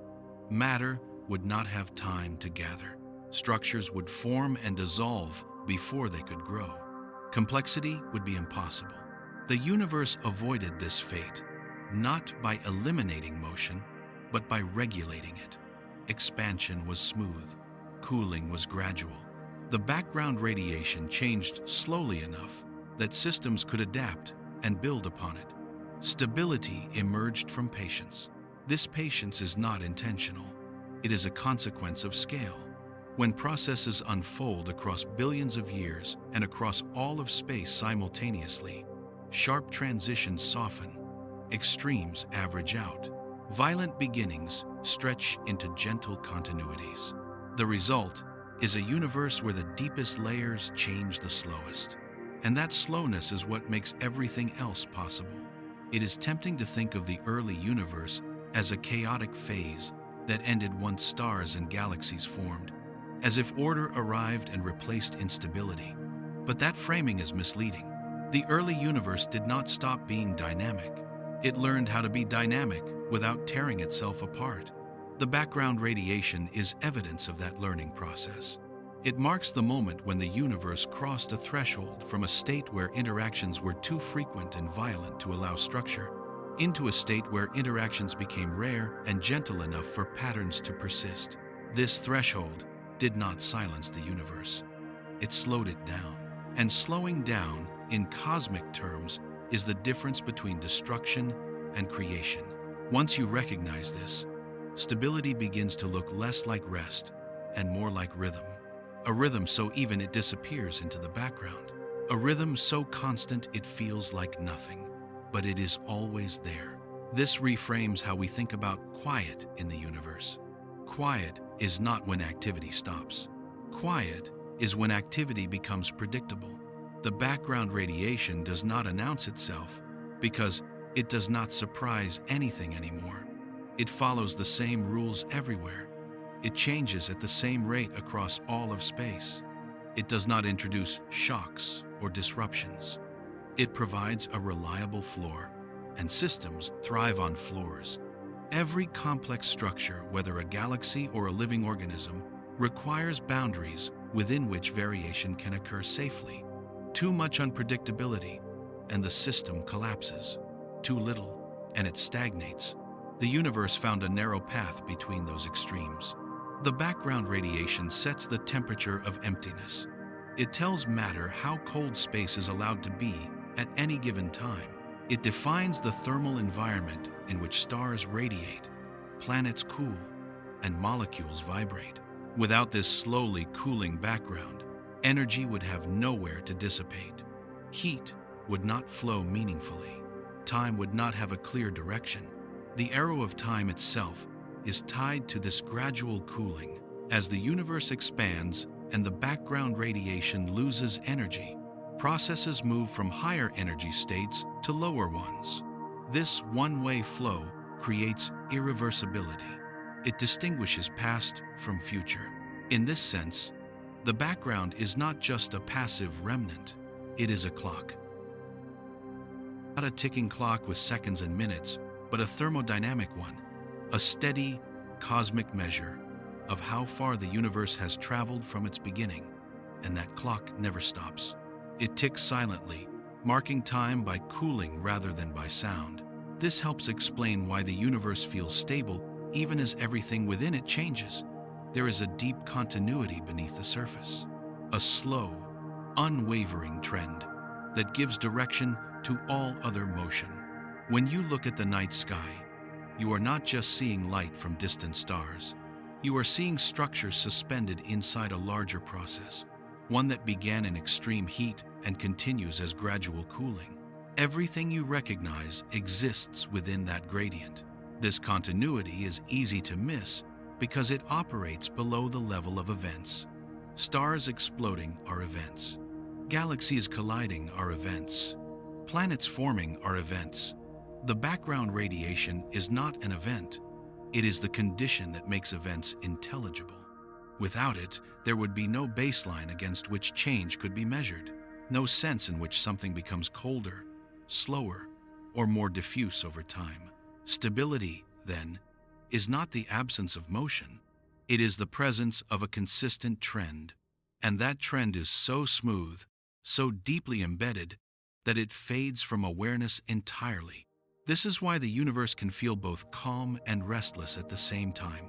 On the surface, it is full of violence, supernovae, collisions, radiation bursts, gravitational chaos. But beneath that surface, there is an unwavering steadiness, a background that does not react to local drama. The universe can afford turbulence because its foundation is stable. This has a subtle psychological parallel. Human nervous systems also rely on stable backgrounds. Your sense of self persists not because nothing changes, but because some changes happen slowly enough to anchor everything else. Mood, identity, memory, all depend on underlying continuities that rarely enter awareness. When those continuities are disrupted, even briefly, everything feels unstable. The universe avoids this kind of disruption at the deepest level. It does not fluctuate wildly in its fundamental conditions. It allows variation, but only within limits. The background radiation is one of those limits, a quiet constraint that shapes everything without drawing attention to itself. This is why imagining its disappearance is so unsettling.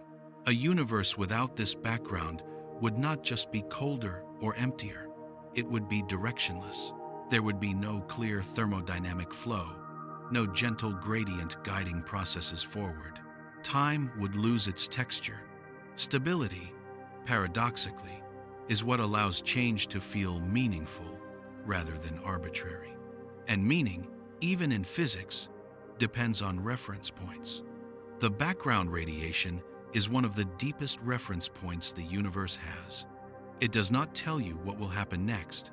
It does not predict outcomes, but it tells you that whatever happens will unfold within a steady, cooling context. This is why the universe does not feel like it is about to unravel at any moment. Despite its scale and complexity, there is a sense felt, more than understood, that everything is held together by something calm and enduring. That sense is not imagined. It is the echo of a real physical process that has been unfolding since the universe first became transparent. And as we move forward, this idea of stability will begin to take on an even deeper role. Because stability is not just about allowing structures to form, it is also about allowing information to persist, patterns to last, memories to be encoded, history to be written into the fabric of reality itself. The background radiation is not just a thermal floor, it is a canvas. And on that canvas, the universe has been quietly recording its own evolution, one subtle fluctuation at a time. Which brings us to a deeper question that waits just ahead. If the universe is stable enough to remember its earliest state, then where, exactly, is that memory stored? Memory is not what we usually think it is. We imagine it as something stored files in a cabinet, impressions in a brain, records etched somewhere safe from time. Memory feels deliberate. It feels personal. It feels like something that belongs to a mind. But the universe does not have a mind, and yet it remembers, not through intention, not through awareness, but through persistence. The ancient background radiation is often described as a remnant, a leftover, a fading echo. But those words quietly mislead us. They suggest something passive, something that simply failed to disappear. What this radiation really represents is something more subtle. It is the universe holding on to a state, not as a story, not as a narrative, but as a condition that never fully let go. This is a different kind of memory, one without recollection, without recognition, a memory written not in symbols, but in structure, preserved not by protection, but by inevitability. When the universe cooled enough for light to travel freely, it did not just release radiation into space. It froze a moment. That moment when matter and radiation parted ways became embedded into the fabric of the cosmos. The exact temperature, the exact distribution, the tiny fluctuations that existed at that instant. All of it was carried forward, stretched by expansion but never erased. This is why the background radiation is so valuable to cosmology. It is not merely old, it is pristine. Later events left scars. Stars burned unevenly. Galaxies collided violently. Matter clumped and collapsed in chaotic ways. But the background radiation escaped before all of that. It slipped away at the precise moment when the universe became transparent, before structure could distort it. And once free, it stopped interacting strongly with matter. It drifted through space almost untouched. In doing so, it preserved a snapshot of the universe as it once was. Not a photograph, not an image, but a state. This is memory without compression. Every direction you look, every tiny variation measured in that background, reflects conditions from a time unimaginably distant. The universe did not store this information in a vault. It simply allowed it to continue existing. That is the quiet power of persistence. If something changes slowly enough, it becomes history. If it stops changing in the right way, it becomes memory. The background radiation occupies that delicate boundary. It is still changing, cooling, stretching, fading, but it is changing so uniformly, so predictably, that its internal patterns remain legible. The information it carries does not smear or decay the way most physical signals do. In this sense, the universe did not just remember its beginning, it kept it running. And this realization shifts the meaning of cosmic memory entirely. Memory is not a thing you store, it is a process you do not interrupt. The universe remembered because nothing forced it to forget. This brings us to the tiny fluctuations we touched on earlier, the minute irregularities in the background radiation. Those differences are not noise, they are records. They encode the earliest unevenness in the universe's density, the faint imbalances that gravity would later amplify. Each fluctuation is a data point. Each variation is a clue. Together, they form a map not of space as it is now, but of space as it was when everything was still deciding what to become. This is why the background radiation feels almost sacred to those who study it. Not because it is mystical, but because it is honest. It has not been rewritten by later events. It has not been reshaped by stars or galaxies. It reflects a time before complexity learned how to interfere. In a universe full of noise, this is clarity, but clarity of a strange kind. Because the memory preserved here does not tell us why the universe began the way it did, it tells us how evenly it began, how close it came to perfect uniformity, and how narrowly it avoided it. This near uniformity is what allowed the universe to remain coherent. Those tiny deviations were enough to seed structure, but not enough to tear everything apart. The universe remembered the balance it struck, and it has been honoring that balance ever since. This idea that memory can exist without awareness feels uncomfortable because it dissolves a boundary we like to maintain. We prefer to believe that memory belongs to minds, to life, to consciousness. But the universe does not respect that preference. It remembers by continuing. This becomes clearer when you consider what it means for something to be irreversible. Many physical processes are reversible. You can compress a gas and then let it expand, and mix substances and then separate them again. But some processes are not reversible, not practically, not completely. The expansion of the universe is one of them. Once space stretches, it does not shrink back. Once radiation cools through expansion, it does not spontaneously reheat to its former state. Once the universe crosses certain thresholds, it does not retrace its steps. These irreversibilities are the marks of memory. They define a before and an after. The background radiation is a visible trace of such a boundary. It marks the transition from an opaque universe to a transparent one. Before that moment, light was trapped. After it, light was free. That boundary has never been crossed again. And because it was never crossed again, it was never overwritten. This is what allows us to say the universe remembers, not because it reflects on its past, but because it still contains it. Contained, not hidden. This reframes the idea of forgetting. Forgetting is not something the universe does easily. To forget, something must be actively erased, randomized, or overwritten by stronger processes. But the background radiation avoided those processes by becoming weak and uniform at exactly the right moment. It faded just enough to persist, and in persisting, it carried forward the imprint of the earliest conditions. This suggests something quietly profound. The universe's ability to support memory, any memory, including biological ones, may depend on this early act of preservation. If the universe had not stabilized its background, if conditions had continued fluctuating wildly, no long-lived structures could have formed. No stars stable enough to host planets. No planets stable enough to host life.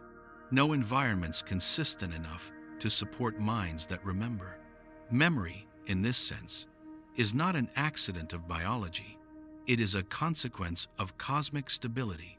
The universe had to remember itself before anything else could remember anything. This realization softens the boundary between cosmology and experience. Your memories, fragile, subjective, imperfect, exist inside a universe that has been carrying its own memory forward for billions of years. Your mind, with all its recollections and forgettings, floats within a much deeper continuity. This does not diminish the personal meaning of memory. It contextualizes it. Your memories fade. The universe's do not because they are more important, but because they are written into conditions rather than narratives. And this difference matters. Conditions do not need protection. They only need continuity.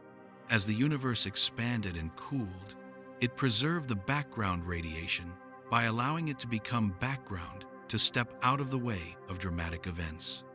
It survived by becoming unremarkable, which leads to a subtle insight. Sometimes, the only way to endure is to stop demanding attention.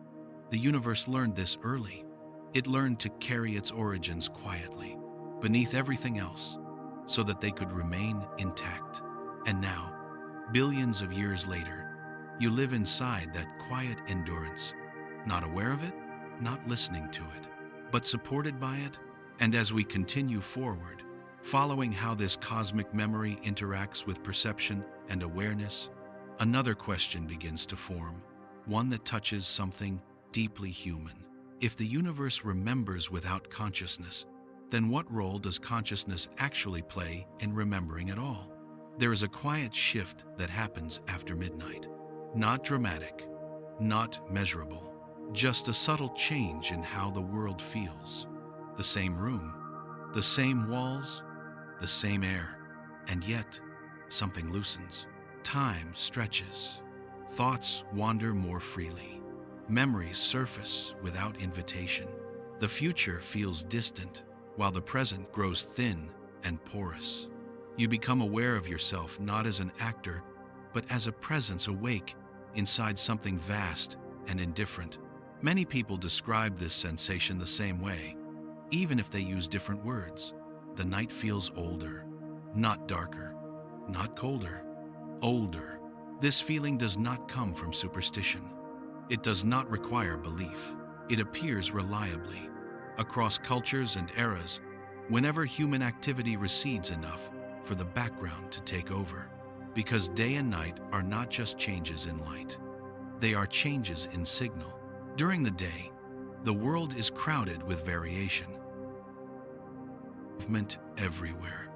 Shifting shadows. Conversations. Engines. Screens. Notifications. The senses are saturated. The mind is busy filtering, prioritizing, reacting. At night, much of that disappears, not all at once, but steadily. The removal of noise does not create emptiness. It reveals what was already there, and what remains is not silence, it is depth. The ancient background of the universe does not grow stronger at night. It does not intensify when the sun sets. It does not wait for darkness to make itself known. It is constant. What changes is you. Your nervous system, relieved of constant stimulation, begins to recalibrate. The brain stops scanning for immediate threats and opportunities. The sense of urgency dissolves. The edges of attention soften. In that softened state, constancy becomes noticeable, not as a sound, not as an image, but as a feeling of being embedded.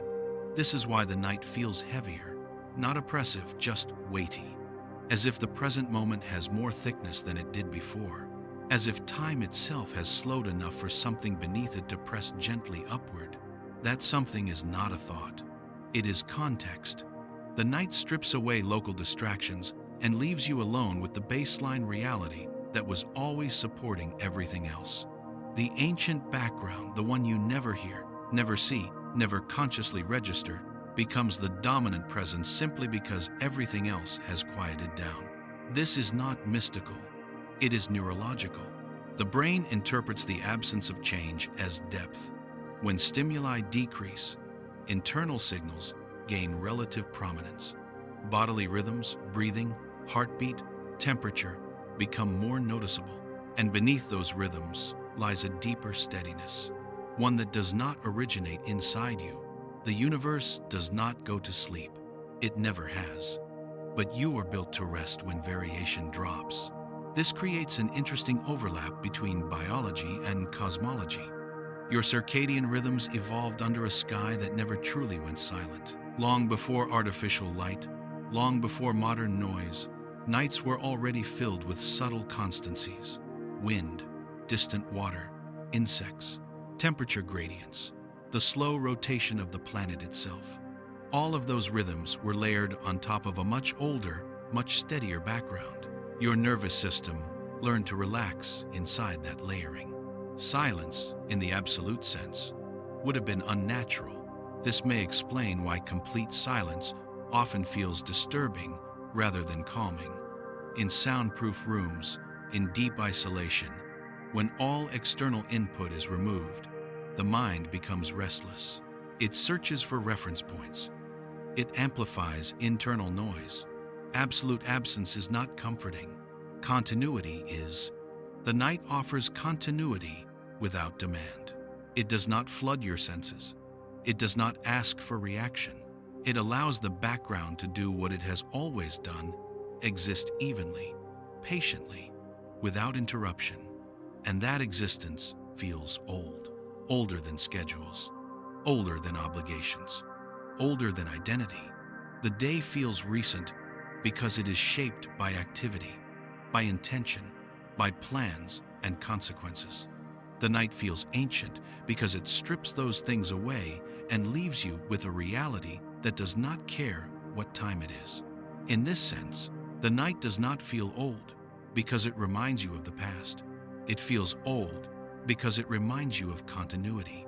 The universe has been doing this cooling, expanding, maintaining its background for billions of years without pause. When the night quiets the surface of your experience, that continuity becomes more palpable. You are no longer distracted by what is happening. You become aware of what is always happening. This awareness does not arrive as a thought like the universe is old. It arrives as a sensation, a calm that is not personal, a stillness that does not belong to you.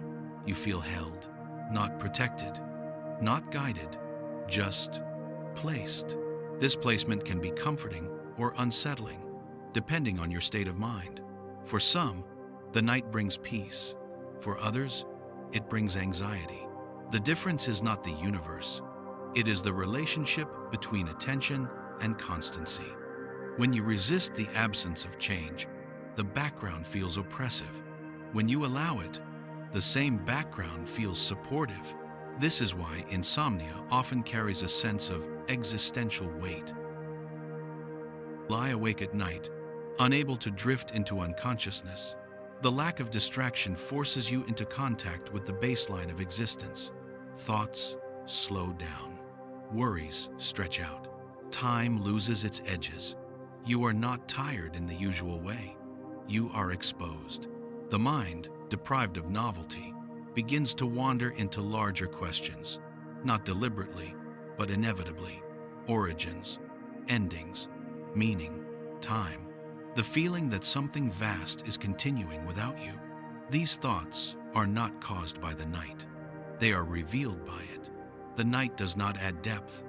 It removes shallowness. And beneath that shallowness lies the same ancient background that has always been there, quietly asserting that the universe does not stop when you stop acting. This can feel disorienting because we are used to being the center of our experience. During the day, the world reacts to us. Lights turn on when we flip switches. Screens respond to touch. Conversations change based on our words. At night, that feedback loop weakens. The universe continues without acknowledgement. The background radiation does not care that you are awake. It does not respond to your thoughts. It does not intensify when you notice it. It remains exactly what it is. This indifference is not hostile. It is ancient, and ancient things rarely adjust themselves to observers. This may be why the night feels honest. During the day, reality is filtered through systems designed for interaction. At night, many of those systems shut down. What remains is a more direct encounter with existence as a condition rather than an experience. You are not being entertained. You are not being instructed. You are simply being. This state is difficult to maintain consciously. The mind prefers motion. It prefers goals and narratives. But when those fall away, something else becomes possible, a kind of alignment with continuity rather than with events. The universe does not ask you to align with it, but it allows it. The background radiation, steady and unresponsive, provides a kind of existential anchor. Not something you can hold on to, but something that holds everything else steady. When the day returns, this feeling recedes. Activity resumes. Signals flood back in. The mind re-engages with contrast and change. The ancient background slips back beneath awareness, where it usually lives. But it does not leave. It never does. And this is the quiet truth beneath the feeling that the night is older than the day. The day is shaped by what happens. The night reveals what persists, and persistence is always older than activity. As we move forward, this relationship between perception and background will begin to matter even more, because the universe does not just provide a stable foundation for structure and memory, it also shapes how awareness itself emerges. The way you experience quiet, depth, and presence may be less about psychology than about the conditions you are immersed in. If the universe carries its origins forward as a steady background, then what does that background do to a mind that evolves inside it? That question waits quietly ahead, resting beneath the surface of every sleepless night, every drifting thought, every moment when silence feels heavier than it should. Sleep feels like disappearance. You close your eyes, thoughts blur, the world fades, and then nothing, or so it seems. From the outside, sleep looks like absence. Awareness retreats, movement slows, responsiveness drops. The body lies still, as if unplugged from the world. Language encourages this illusion. We say we fall asleep, as if consciousness drops out of existence. But sleep is not an off switch. It is a reconfiguration. While you sleep, the universe does not grow quieter. The ancient background remains exactly as it was, steady, uniform, indifferent. What changes is the way your mind relates to it. When you are awake, attention is outward facing. Your senses scan for difference, novelty, threat, opportunity. The brain prioritizes signals that change quickly. It filters aggressively, discarding constancy as irrelevant. Sleep loosens that filter, not all at once, not completely, but enough. As the boundary between waking and sleeping softens, the brain shifts from control to maintenance. Instead of reacting to the world, it begins reorganizing itself. Memory consolidates. Pathways rebalance. Internal rhythms take precedence over external demands. This shift has a subtle side effect. The background becomes dominant, not consciously, not as perception, but as context. When active attention fades, the mind stops insisting on meaning, structure, narrative. It no longer demands that reality explain itself. It allows conditions to exist without interpretation. In that permissive state, the constant background of the universe becomes the quiet container for experience. Sleep does not remove you from the universe. It embeds you more deeply within it. This is why falling asleep often carries a strange mix of relief and vulnerability. Control dissolves. The sense of self softens. You stop holding the world at arm's length. And in that letting go, you align with something far more stable than thought. The universe does not need your attention to continue. It never did. Sleep is the moment when your nervous system accepts that fact. This acceptance is not intellectual. It is physiological. Your body slows to match rhythms older than intention breathing, heartbeat, temperature regulation. These rhythms are not chosen. They are inherited. They evolved inside a universe where the background never shut off. From an evolutionary perspective, sleep was never about disconnecting from reality. It was about trusting reality enough to disengage from constant vigilance. That trust only works if the environment is stable. A wildly fluctuating universe would not permit sleep. A reality without a steady background would demand continuous alertness. Rest would be dangerous. The ancient radiation, the steady, cooling presence we have been tracing, provided a universe calm enough for sleep to exist at all. This connection is rarely made explicit, but it runs deep. Life emerged in a cosmos that had already learned how to be patient. A cosmos where background conditions changed slowly enough for biological rhythms to synchronize with them. A cosmos where nights did not suddenly become hostile, where silence did not signal danger. Your circadian rhythm is not just tied to the Sunday, it is tied to continuity.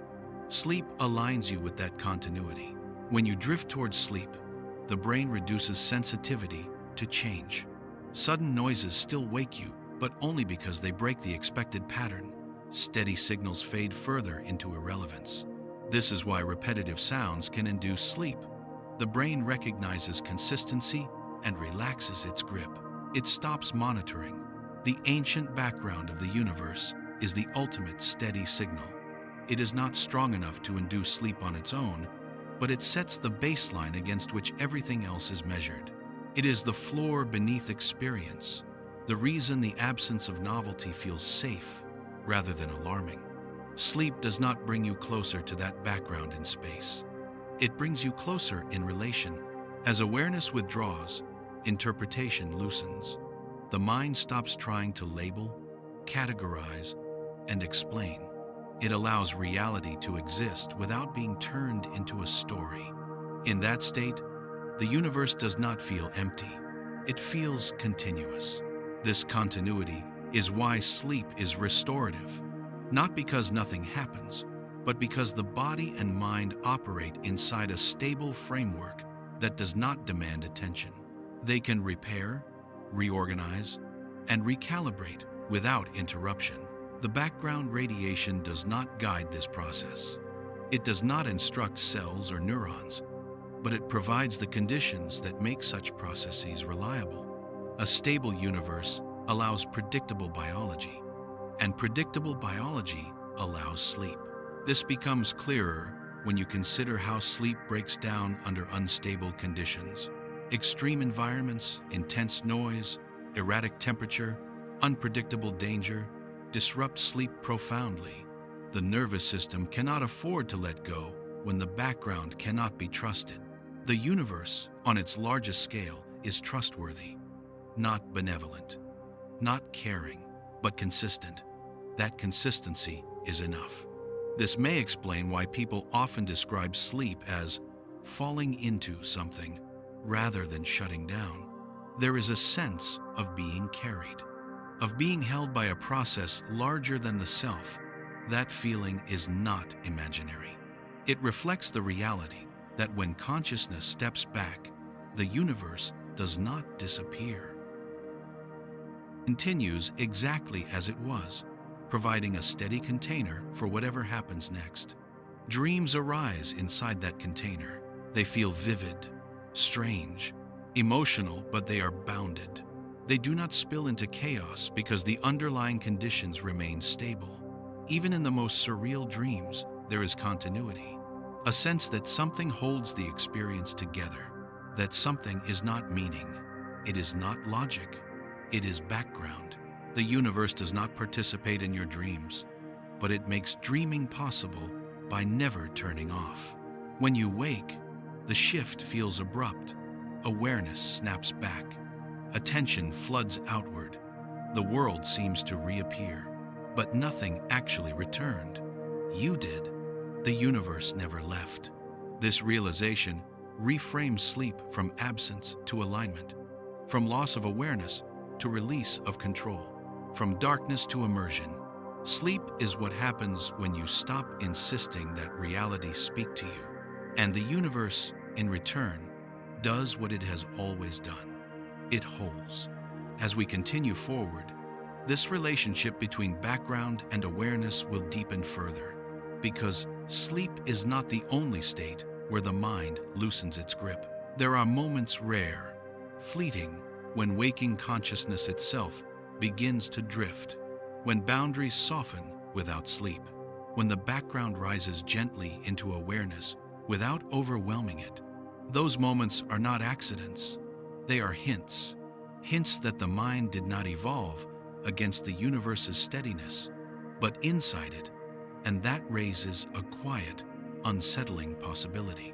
If sleep aligns you with the universe's deepest continuity, then what happens when waking awareness begins to do the same?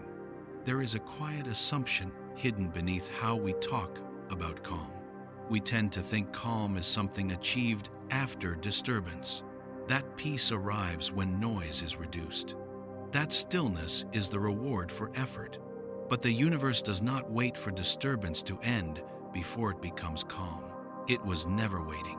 From the moment the early chaos thinned enough to allow continuity, the universe settled into a rhythm that did not require correction. Expansion slowed into predictability. Cooling became gradual. Fluctuations softened into patterns. The background radiation, the ancient whisper we have been following, did not need to be quieted. It quieted itself, not by force, not by control, but by spreading. This is one of the most overlooked properties of the universe. It dissipates tension by becoming larger. When energy density drops, extremes soften. When space stretches, collisions become rare. When everything has room, nothing needs to shout. The universe did not eliminate its noise. It diluted it. And dilution, on a cosmic scale, is a form of self-regulation. The background radiation is not a remnant of violence that failed to disappear. It is evidence that the universe learned how to absorb its own intensity without collapsing or exploding apart. It transitioned from a state of overwhelming interaction to one of gentle persistence. This transition did not end activity, it transformed it. Instead of constant collisions, there was flow. Instead of opacity, transparency. Instead of chaos, continuity. In this sense, the universe did not calm down the way a storm ends. It calmed down the way a breath lengthens. Slowly, naturally, without instruction. This matters because it reveals something subtle about how large systems endure.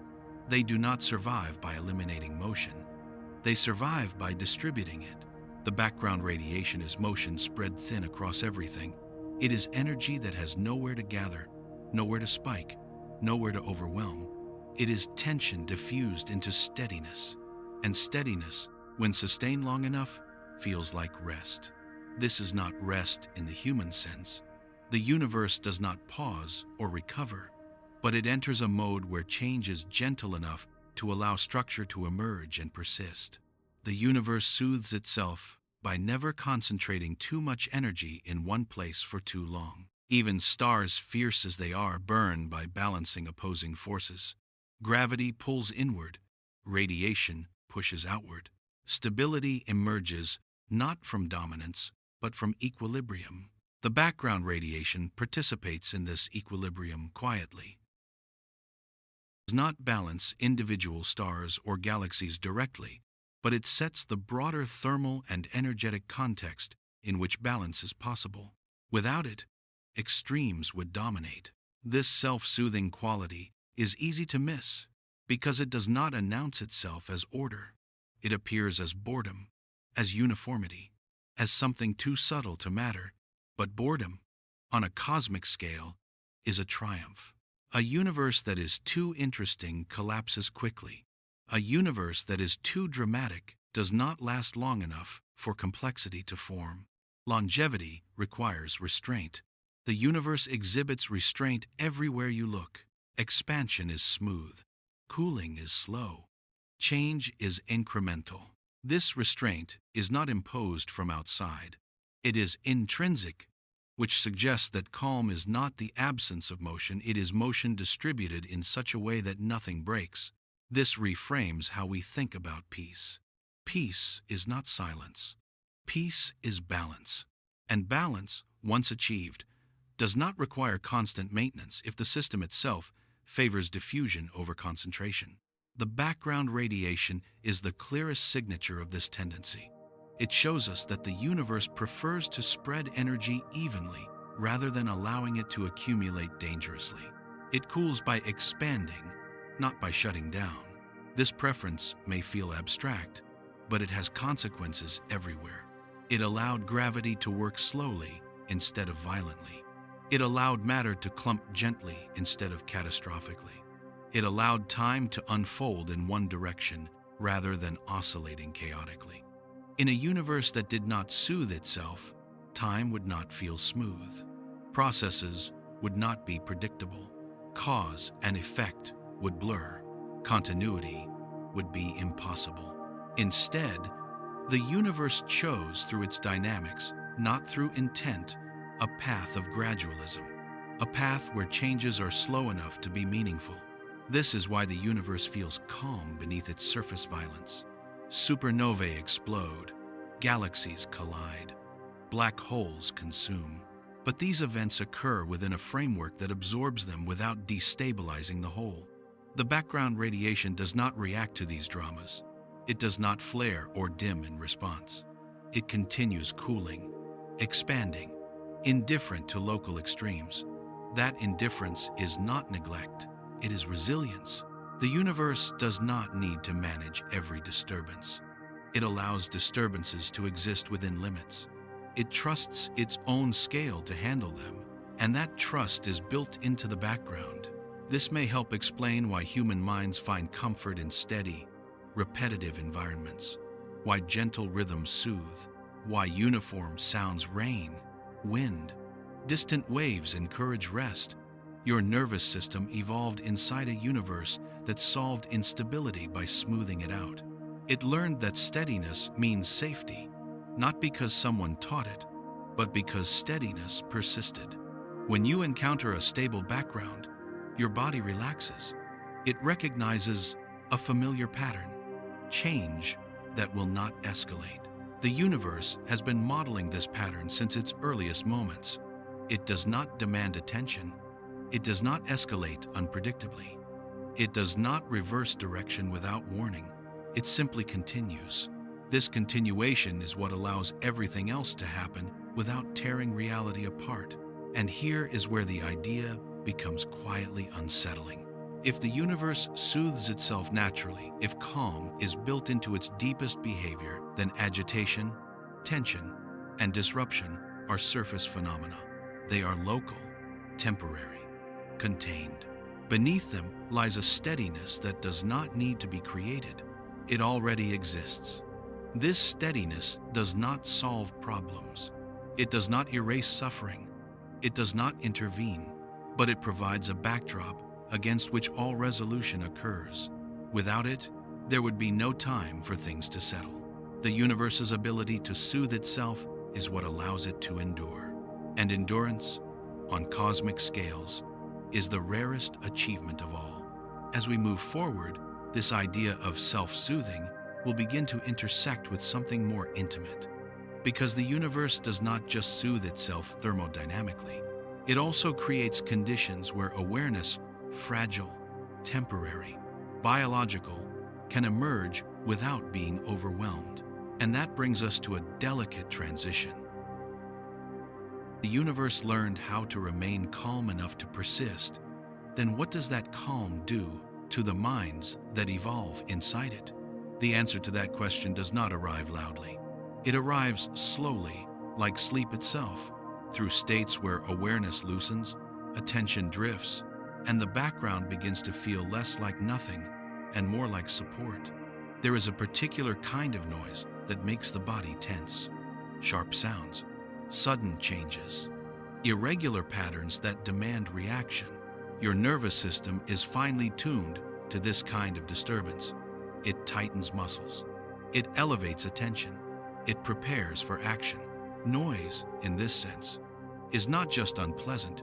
It is information that something may be wrong. But not all noise behaves this way. Some sounds do not injure attention. They do not exhaust the mind. They do not demand response. Instead, they soften awareness. They blur the edges of thought. They create space rather than pressure. Think of distant rain, wind moving through trees at night, the steady hum of a train far away. These sounds are not silent, yet they do not hurt. They occupy the background without intruding on the foreground. The universe's ancient radiation belongs to this second category, but at a scale so vast that the analogy almost breaks. It is noise that has been diluted beyond irritation, motion that has been spread so evenly it no longer feels like disturbance. It is the softest possible remainder of an impossibly violent beginning. And because it is so soft, it can endure. This distinction between harmful noise and harmless noise is not arbitrary. It reflects a deep truth about systems that persist. Noise becomes painful when it competes with other signals. Noise becomes exhausting when it demands interpretation. Noise becomes destructive when it forces rapid adaptation. The background radiation does none of these things. It does not compete. It does not interrupt. It does not escalate. It exists at a level where interaction becomes optional rather than compulsory. This is why the universe's oldest whisper does not feel like pressure. It does not push against matter aggressively. It passes through. It surrounds. It remains. Painful noise is a violation of expectation. The background radiation violates nothing because it has always been there. There was no moment when the universe transitioned from silence to this presence. No shock, no alarm. Everything that came after was born into it, which means no system ever had to adapt to its arrival. Adaptation always carries cost. Birth into a condition does not. The universe's earliest inhabitants, particles, fields, energy distributions, did not experience this background as intrusion. It was simply the environment. As matter condensed and structures formed, they did so already calibrated to its presence. This calibration is the key. You do not feel the background radiation because nothing in your body was designed to notice it. Not because it is irrelevant, but because it never needed to be filtered out. It was never disruptive enough to require detection. The universe did not eliminate noise. It optimized it.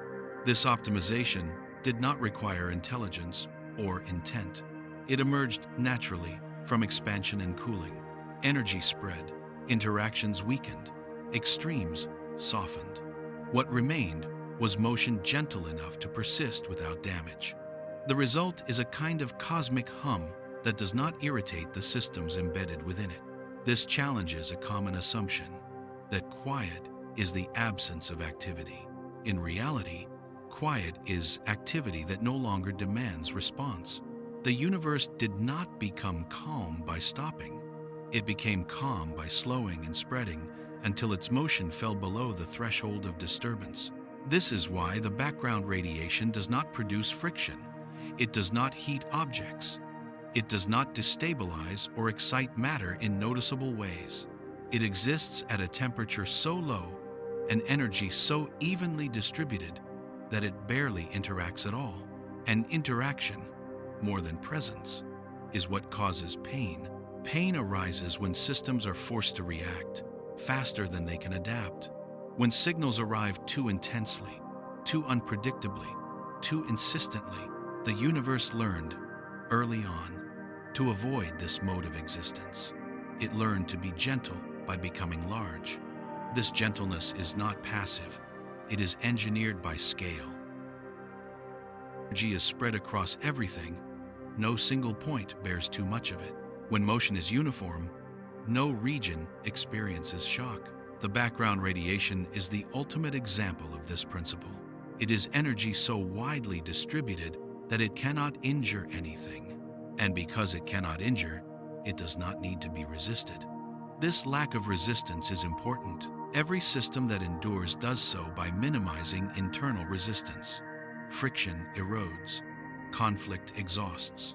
Continuous correction drains energy. A system that constantly fights its environment cannot last. The universe avoids this by making its environment itself benign. The background radiation is not something matter must fight against. It is something matter simply coexists with. The universe did not impose a hostile baseline. It imposed a forgiving one. This may be why the universe feels strangely hospitable despite its scale and indifference. Not safe stars explode, radiation exists, gravity can destroy, but fundamentally tolerant, there is room to exist without constant assault. The ancient noise does not hurt because it has been domesticated by time. Violence turned into warmth. Warmth turned into glow. Glow turned into background. At each stage, energy lost its capacity to overwhelm. This transformation was not guaranteed. A slightly different rate of expansion, a slightly different distribution of energy, and the background could have remained disruptive. The universe could have stayed too hot, too dense, too unstable. Instead, it cooled at just the right pace, slow enough to preserve information, fast enough to reduce violence, smooth enough to avoid shock. This balance allowed not just structure, but comfort. Comfort is rarely discussed in cosmology, but it matters. Comfort, in physical terms, is the absence of constant stress. It is the ability of systems to persist without being driven to extremes. The universe's background provides that comfort. Not emotionally. Physically, it is the reason atoms can vibrate without flying apart. The reason molecules can form and remain intact. The reason stars burn steadily, rather than detonating instantly. It is the reason the universe can host fragile things. And fragility matters. Life is fragile. Awareness is fragile. Sleep is fragile. These things require environments that do not constantly threaten them. The background radiation is part of what makes the universe gentle enough for fragility to survive. This may feel counterintuitive. How can something so ancient, so impersonal, be associated with gentleness? Because gentleness, at scale, is not kindness. It is restraint. The universe restrains itself by spreading energy thinly, by allowing changes to occur gradually, by maintaining baselines that do not fluctuate violently. This restraint is not ethical. It is structural, and structure shapes experience. Your body evolved in a universe where the background did not hurt. Your nervous system learned to rest inside conditions that did not demand vigilance at all times. Sleep became possible. Dreaming became possible. Long-term memory became possible. A universe filled with harsh noise would not allow these things. The background radiation is harshness rendered harmless. This helps explain why the night can feel soothing even when it is not silent. The absence of sharp change allows the nervous system to stand down. The presence of steady background signals reassures the body that nothing urgent is happening. The universe communicates safety not through messages, but through consistency. Consistency is not exciting, but it is reassuring. This reassurance does not require awareness. It operates below consciousness. It is built into how systems respond to environments that remain within expected bounds. The universe has remained within those bounds for billions of years, which is extraordinary. It has done so without intervention, without adjustment, without oversight. Its dynamics naturally favor diffusion over concentration, smoothing over spikes, distributing energy until nothing hurts. This does not mean the universe is free of violence. It means violence is local, contained, surrounded by calm. This containment is why extreme events do not cascade uncontrollably. Supernovae do not ignite neighboring galaxies.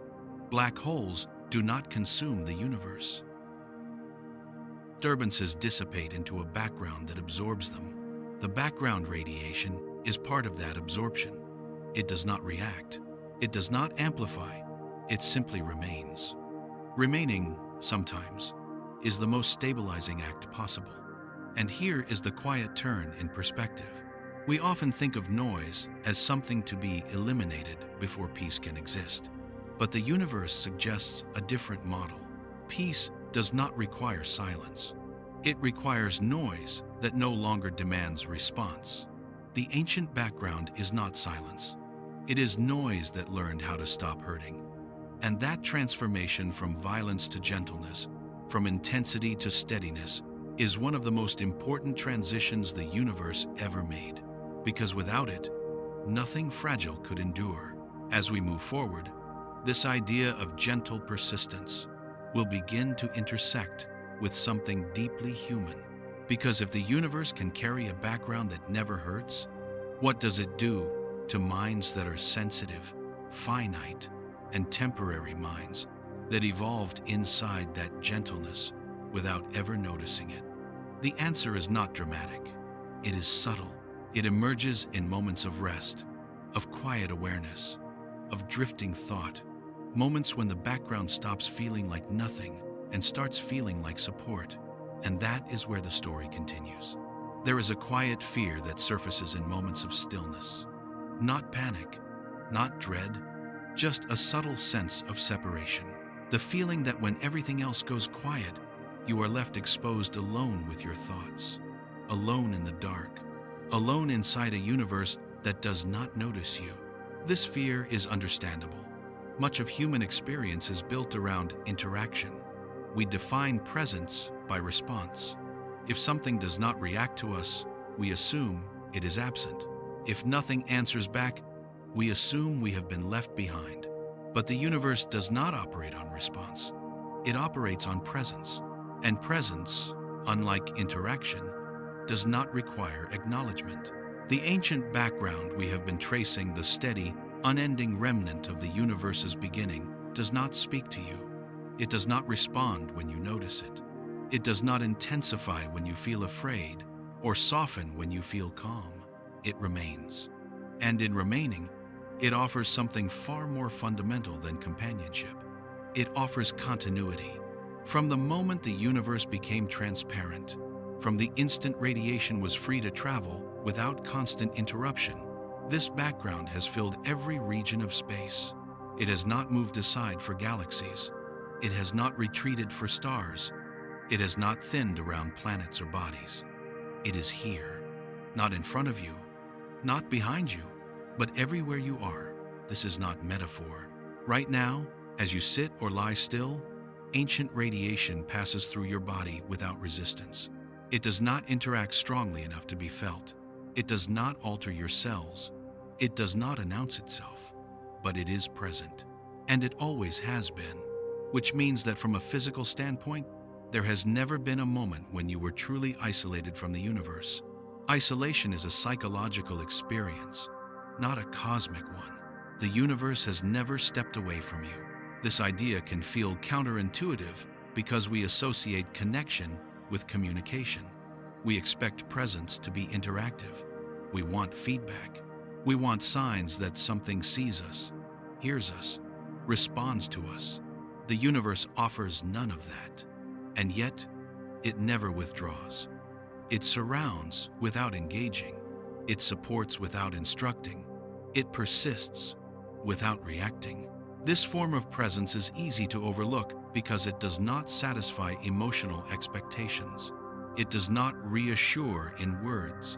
It does not mirror feelings. It does not validate experiences. It simply provides the conditions under which experiences are possible. The background radiation is part of that provision. It is not a companion in the human sense, but it is a witness in the physical sense.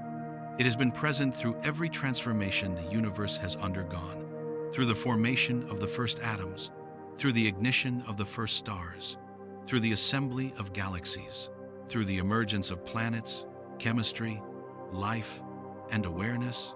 It did not participate in these events. It did not guide them, but it never left. This continuity is easy to miss because it lacks drama. Drama is not what sustains existence.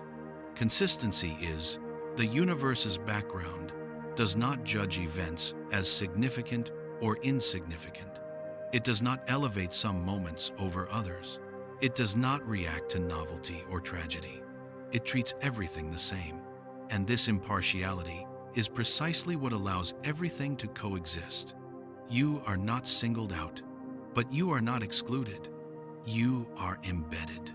This embedding challenges the idea that meaning must come from being noticed. In a universe that does not notice, meaning arises differently, not from response, but from participation. You participate simply by existing. Your atoms are part of a continuous physical process that began billions of years ago and has never fully reset. Your body is not separate from that process. It is a temporary configuration within it. Temporary does not mean insignificant. It means conditional. Your existence depends on a universe that has remained stable enough for conditions to persist. The background radiation is one of those conditions. It sets the thermal context of space. It defines the baseline against which energy flows. It provides a reference that never vanishes. This is why the idea of being alone in the universe is misleading. You may be alone in thought, alone in decision, alone in experience, but you are not alone in presence. The universe is literally passing through you. This does not mean you are connected in a mystical sense. There is no intention, no awareness, no care embedded in this presence. It does not comfort you because it wants to. It comforts you because it is stable. Stability is grounding. When the mind quiets during rest, during sleep, during moments of deep reflection, the absence of interaction can feel like abandonment. But what is actually happening is a shift from relational awareness to environmental awareness. You stop focusing on what responds to you and begin sensing what simply exists. This shift can feel unsettling at first. It removes the illusion that attention guarantees meaning. It exposes you to a universe that does not center you, but it also reveals something gentler. You are not required to perform to be held. The universe does not need you to speak, act, or be understood in order to continue supporting the conditions that allow you to exist. It does not revoke that support when you are still. It does not withdraw when you sleep. It remains. This is why moments of deep quiet can feel both lonely and peaceful at the same time. The social world recedes, expectations fade, but the physical world remains fully present, fully engaged in its own continuity. You are alone from people. You are not alone from reality. The background radiation is one of the clearest expressions of this reality. It is not dramatic enough to intrude, but it is fundamental enough to persist. It does not ask for recognition. It does not need acknowledgement to continue doing its work. This work is not purposeful in the human sense. It is structural. It holds the universe together by maintaining a consistent baseline. It ensures that space has a temperature, that energy has a reference point, that time has a direction. These things are not personal, but they are intimate. They shape every experience you will ever have. When you feel small beneath the night sky, that feeling is not just emotional. It reflects a real asymmetry. The universe does not revolve around you. It does not adjust itself to your concerns. But small does not mean separate. Small means embedded within something vast. And embedding can be comforting when you stop expecting response. The universe does not need to speak to you to include you. It includes you by default. This inclusion is quiet enough that you rarely notice it.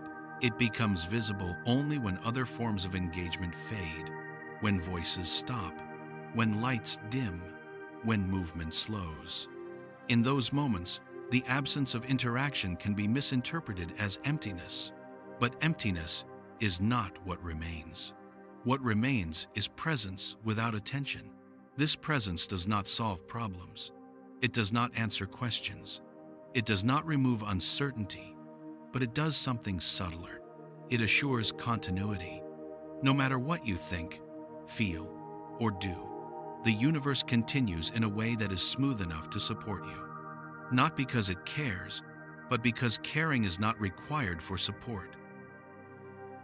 Ground radiation does not fluctuate with your emotions. It does not intensify with your fear or soften with your calm. It simply remains at the same quiet level it has maintained for billions of years. This indifference can feel cold, but it can also feel freeing, because it means you do not have to earn existence. You do not have to justify your presence. You are not alone because the universe is watching you. You are not alone because the universe never stopped being where you are. And as we move toward the later stages of this journey, this idea of embeddedness will deepen further. Because if you were never truly alone in presence, then what does it mean to feel separate at all? That question does not demand an answer yet.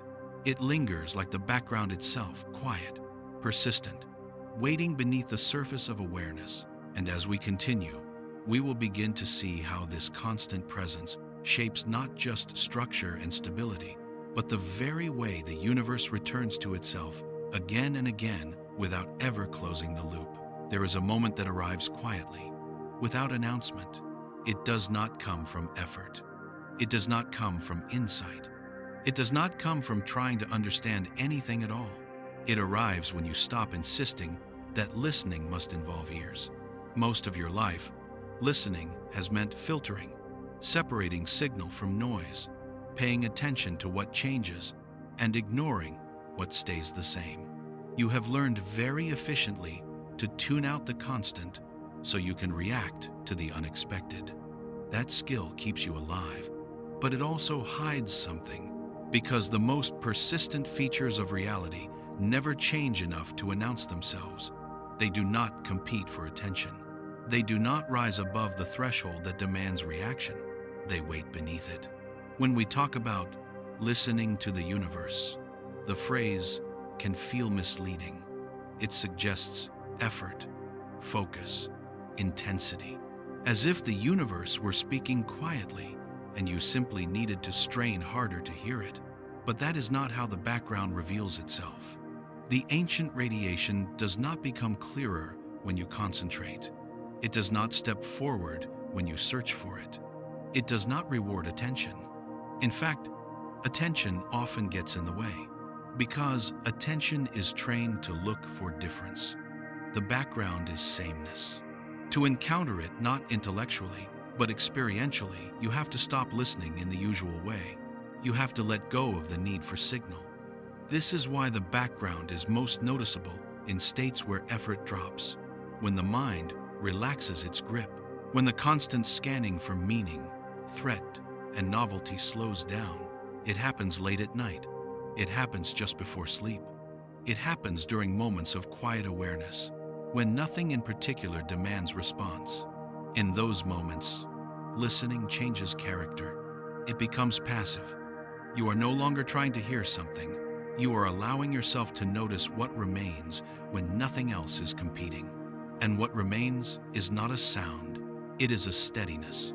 This steadiness does not announce itself as cosmic. It does not arrive labeled as ancient radiation or background fields or early universe remnants.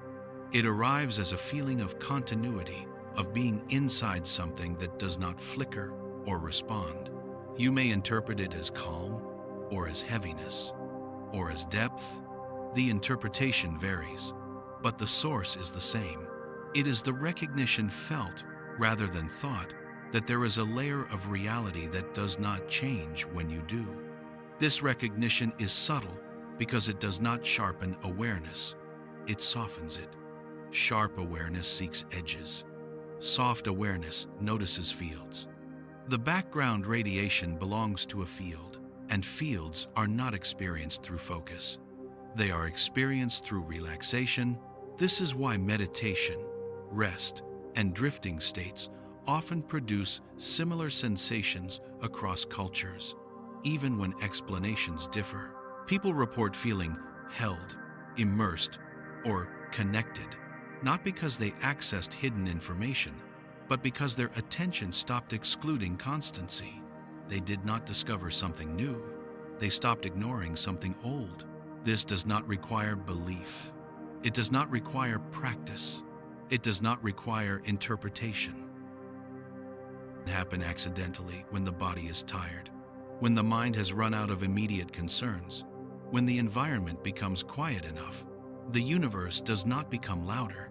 Everything else becomes quieter. And in that quieting, the baseline becomes perceptible, not as content, but as context. This context does not speak. It does not instruct. It does not reassure verbally. It simply persists. That persistence can feel unsettling if you are used to interaction, used to feedback, used to meaning arising from response. But if you allow yourself to remain with it, without trying to name it or use it, it begins to feel less like absence and more like support. The universe is not empty behind experience. It is continuous. This continuity is what you are listening to when you listen differently. Not the universe as an object, not the universe as a story, but the universe as an environment that never stops being present. This shift from listening for messages to listening for conditions is small, but it changes everything. When you listen for messages, silence feels disappointing. When you listen for conditions, silence feels full. The ancient background is not something you hear. It is something you stop being separate from. This is why the experience cannot be forced. Trying to listen harder simply reactivates the part of the mind that filters. It brings effort back into the process. Effort looks for change. The background does not change. So the invitation is paradoxical. To notice what never stops, you must stop trying to notice it. This is not surrender in a dramatic sense. It is a loosening, a gentle withdrawal from constant engagement, a willingness to let reality be what it is without requiring it to perform. The universe responds to this not by revealing secrets, but by remaining exactly the same. And that sameness is the point, because when you encounter something that does not react to you at all, a quiet shift occurs. The pressure to perform dissolves. The need to be acknowledged fades. The fear of being ignored loses its edge. You realize without thinking it that response is not required for support. The universe does not need to answer you, to sustain you. This realization does not arrive as comfort in the usual sense. It does not soothe emotions or resolve conflicts, but it stabilizes something deeper. It stabilizes orientation. You are no longer oriented around reaction. You are oriented around presence. This orientation is rare in daily life because it is inefficient. It does not help you plan, decide, or optimize. It does not produce outcomes, but it reveals context, and context changes how everything else feels. When you are oriented around presence rather than reaction, the universe feels less like a stage you must navigate and more like an environment you are already inside. This environment does not judge movement or stillness. It does not reward effort or punish rest. It remains consistent whether you engage or withdraw. The background radiation is the physical expression of this consistency. It does not fluctuate with attention. It does not amplify with focus. It does not fade when ignored. It simply continues, and by continuing, it offers a reference point deeper than thought. This reference point is what allows rest to feel safe. It is what allows sleep to deepen. It is what allows awareness to loosen without fear of collapse. The universe does not fall apart when you stop paying attention. It never has. Listening differently means allowing that fact to become felt rather than known. It means noticing that nothing bad happens when you release control. That continuity remains intact even when effort drops to zero. This is not resignation. It is trust, not in the sense of belief, but in the sense of alignment. Your body already trusts this background. Your nervous system already rests inside it. Your sleep already depends on it. Your mind is the last part of you to accept it. And when it does, even briefly, the experience can feel strange. Not ecstatic, not profound, just quietly different. Time feels less urgent. Space feels less empty. Thoughts feel less demanding. Nothing changes. And yet, everything feels steadier. This steadiness does not come from insight. It comes from stopping the habit of exclusion. The universe has always been there. Have always been inside it. Listening differently does not add something to experience. It removes resistance. And as we move forward, this removal will matter even more. Because the universe does not only provide a background to be felt, it also provides a way back, a way for systems to return to equilibrium, a way for motion to settle, a way for complexity to fade gently without disappearing. This returning, this drift toward calm, is not an ending. It is a pattern, one the universe has been following since its earliest moments. And in the final movement of this journey, we will follow that pattern toward its quietest expression, not as a conclusion, but as a gentle release. A release that does not stop anything, but allows everything to rest exactly where it already is. There is a way music can exist without asking you to listen to it. Not the kind that demands attention, not the kind that builds toward a chorus, but the kind that stays beneath everything else, steady, repeating, almost invisible. You only notice it when it stops. Reality, it turns out, behaves the same way. Most of what you experience each day feels like the foreground. Thoughts arriving, decisions forming, sounds moving through space, light shifting across surfaces. These are the parts that change quickly enough to feel important. They rise, peak, and disappear. But beneath all of that, something else continues. Unbroken, unresponsive, uninterrupted. The ancient background of the universe, the radiation left over from its earliest transition, functions like a background track that never fades out. It does not lead the experience. It does not react to what happens on the surface. It does not synchronize itself to your mood or your attention. It simply plays, not as sound, not as signal, but as condition. This distinction matters. When you think of reality as a series of events, you imagine a sequence. One thing happens, then another, then another. Meaning feels tied to change. If nothing happens, it feels as if nothing exists. But when you think of reality as a background, meaning shifts. The background is not what happens. It is what allows things to happen at all. The universe did not set out to create a narrative. It created a context. The background radiation is one of the clearest physical expressions of that context, steady enough to persist, gentle enough not to interfere, ancient enough to carry the past forward without distortion. This background is why the universe feels coherent rather than fragmented. Without it, events would have no shared reference. Each moment would exist in isolation, unanchored from what came before or what follows after. Continuity would collapse. Instead, the universe provides a constant frame, a backdrop against which all motion unfolds. Even when stars explode and galaxies collide, they do so within a thermal, energetic environment that does not react dramatically. The background does not amplify events. It does not escalate them. It absorbs them, and absorption is what allows systems to endure. Think about how your own awareness works.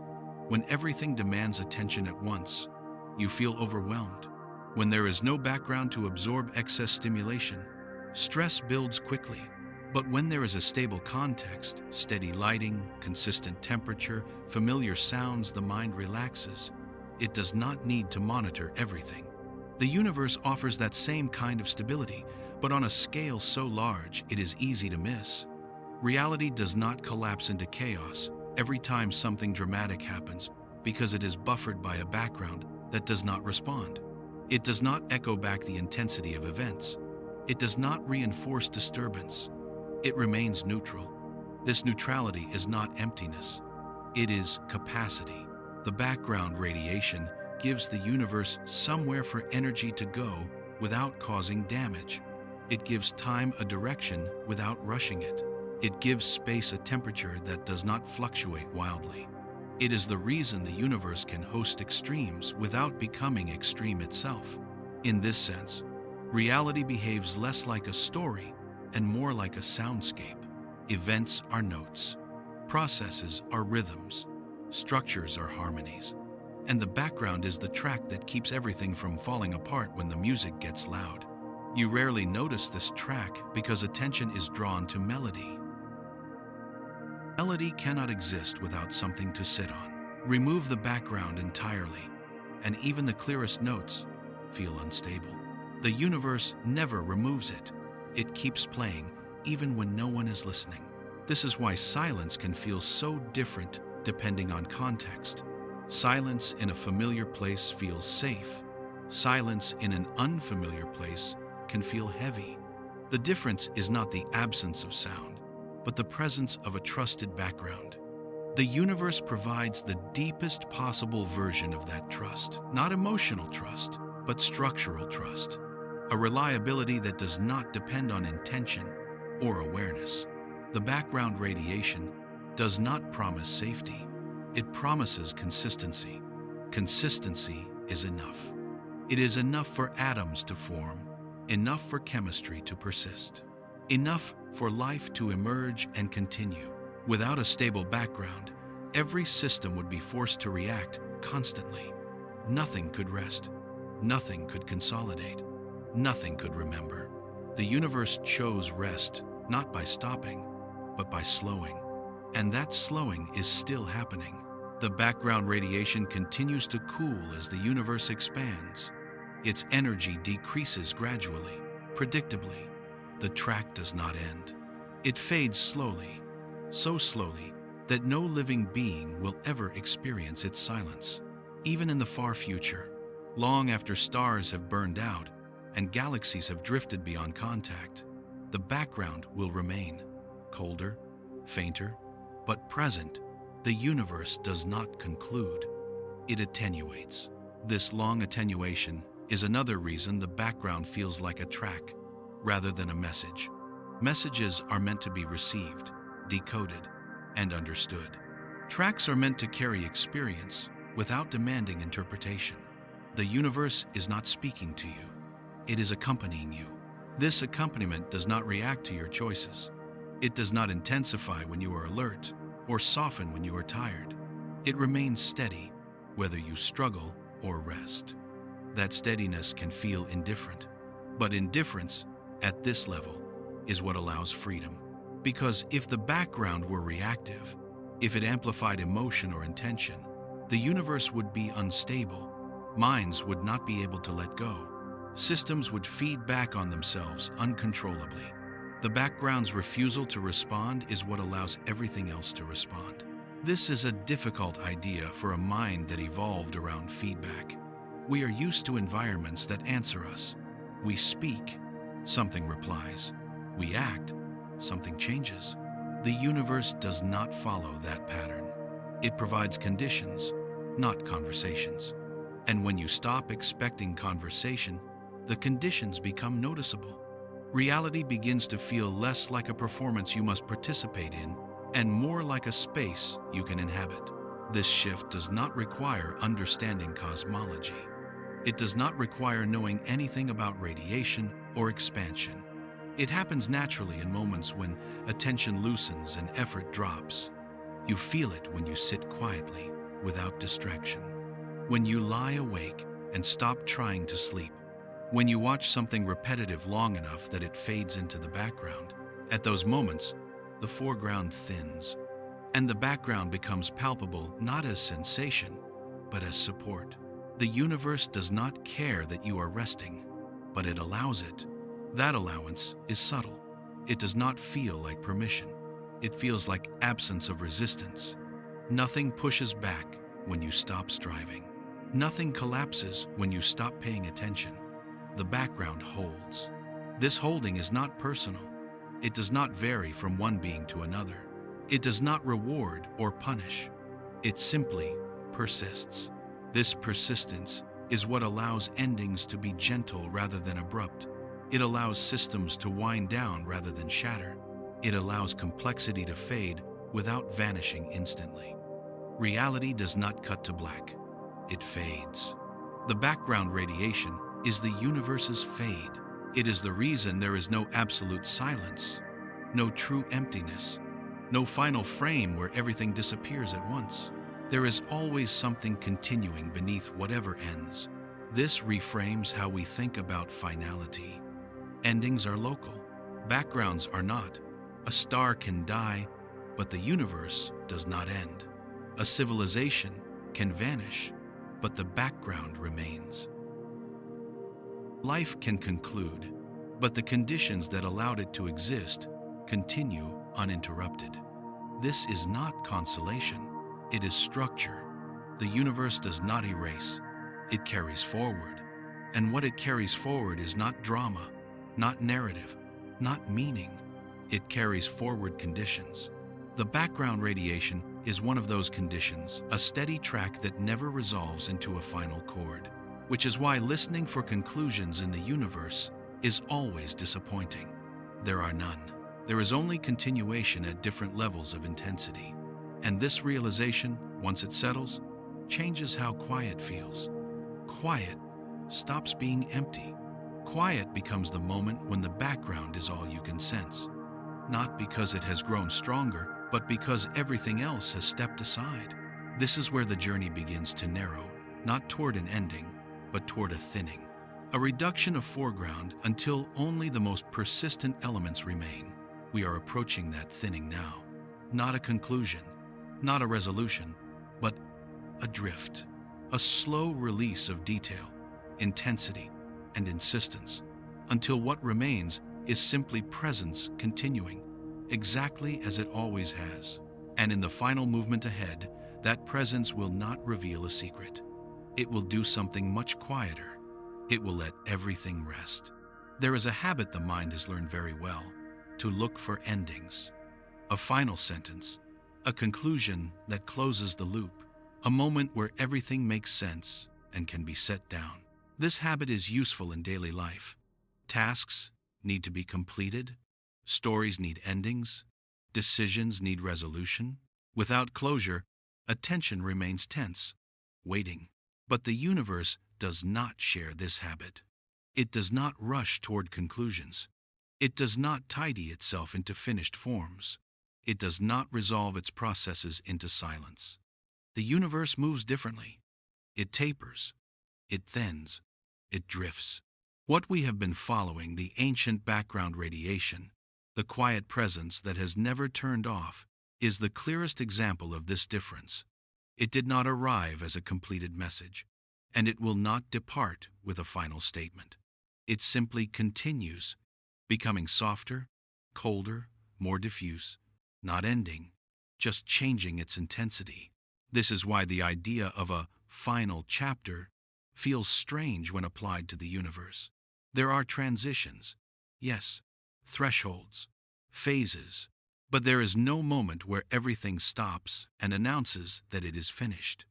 Even the most dramatic events do not conclude the story. Stars explode, but space remains. Galaxies drift apart, but expansion continues. Structures dissolve, but the background persists. The universe does not need to finish anything in order to move on. This realization can feel unsettling because it conflicts with how meaning is usually constructed. We like arcs. We like progress toward a goal. We like the sense that effort leads to completion.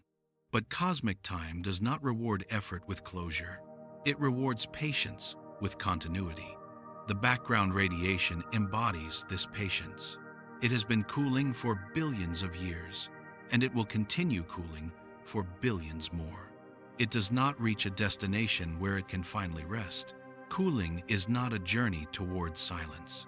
It is a journey toward gentleness. The universe does not turn things off. It turns them down.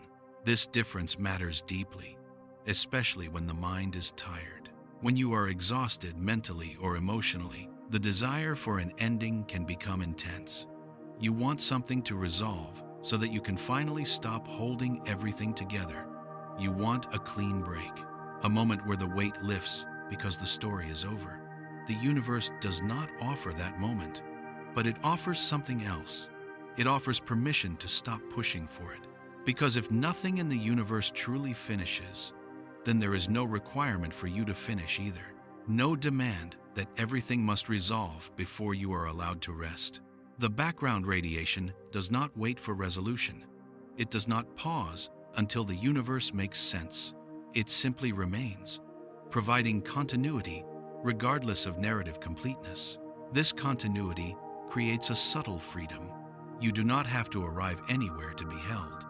You do not have to conclude anything to be supported. You do not have to understand the whole to exist within it. The universe is not waiting for a conclusion. It is already complete in its incompleteness. This idea becomes clearer when you consider how the background behaves over time. As the universe expands, the radiation stretches. Its wavelength increases. Its energy drops. But there is no moment when it suddenly vanishes. There is no cosmic click, no final hush, no perfect silence. Even at the furthest reaches of time, when stars have long burned out and matter has thinned into near emptiness, the background will still exist, colder, weaker, but present. Presence does not require intensity. This is a lesson the universe teaches quietly. We often assume that meaning fades when intensity fades, that value diminishes when things become subtle, that what matters must be felt strongly. But the background radiation contradicts this assumption. It matters profoundly. It shapes everything, and it is barely noticeable. Intensity is not a measure of importance. Persistence is. The universe persists, not by holding on tightly, but by letting go slowly. It does not cling to early conditions. It allows them to soften, to spread, to become background.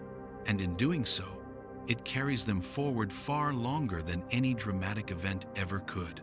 This is why nothing needs to be finished. Finishing implies removal. Removal implies loss. The universe prefers transformation. When something transforms, it does not disappear. It changes form, intensity, relevance. It becomes something else, often something quieter. The background radiation is transformation in its purest form. The energy of the early universe did not vanish. It became gentler, less intrusive, more evenly distributed.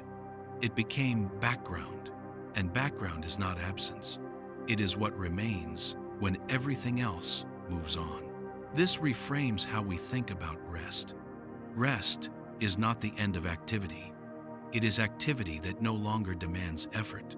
The universe rests not by stopping, but by continuing in a way that does not strain itself. This is why the background feels so calm. It is not because nothing is happening. It is because nothing urgent is happening. Urgency is a local phenomenon. Stars do not feel urgency. Galaxies do not hurry. Expansion does not rush. Urgency arises when systems operate near their limits, when resources are scarce, when outcomes matter immediately. The universe, at its deepest level, is not operating near a limit. It has time, and time changes how everything feels. When there is enough time, nothing needs to be finished right now. Processes can unfold without pressure, change can be gradual, errors can be absorbed, fluctuations can settle. The background radiation exists because the universe had time to let it settle. This settling is ongoing, and it suggests something quietly radical. Perhaps the desire for closure is not a reflection of reality, but a reflection of limited perspective. Minds that live for decades seek endings because they cannot afford endless openness. They need resolution to move on. The universe does not. It is not constrained by lifespan. It is not threatened by incompleteness. It does not fear unfinished stories.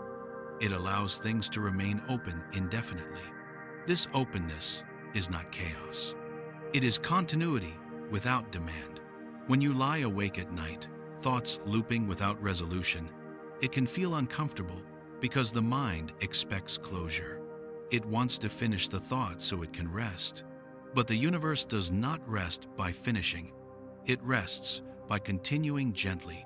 This is why some nights feel strangely peaceful once you stop trying to resolve anything, when you let thoughts drift without conclusion. When you allow awareness to soften rather than sharpen, in those moments, you align with the universe's way of being, not striving toward an end, not forcing meaning, just allowing presence to persist. The background radiation does not care whether you understand it. It does not require acknowledgement to continue. It does not seek interpretation. It simply remains, cooling slowly, stretching endlessly. And this remaining is enough. It is enough to support structure, enough to support time, enough to support awareness, even when awareness lets go. This idea that nothing needs to be finished can feel disorienting at first. It challenges the impulse to control, to conclude, to complete. It also removes a burden. You are not responsible for bringing reality to a close. You are not required to resolve existence. You are allowed to participate without concluding anything. The universe does not ask you to finish the story. It invites you to drift within it. Drift is not aimlessness. It is movement without urgency. The background radiation drifts with expansion. It does not resist. It does not hurry. It allows the universe to carry it forward without effort. This drift is what allows the universe to remain coherent over immense spans of time. And coherence, not conclusion, is the universe's quiet achievement. Everything holds together not because it reaches an end, but because it does not need one. As we approach the final movement of this journey, this idea becomes central. There will be no summary, no final answer, no moment where everything resolves into clarity. There will only be a thinning of attention, a softening of detail, a gentle release of the need to arrive. Because the universe does not end its stories.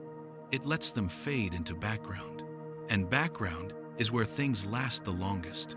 In the next and final chapter, not as a conclusion, but as a quiet easing, we will follow this fading to its natural place. Not to silence, not to nothingness, but to a state where everything that needs to be present already is, and nothing else is required. No ending, just rest, carried forward.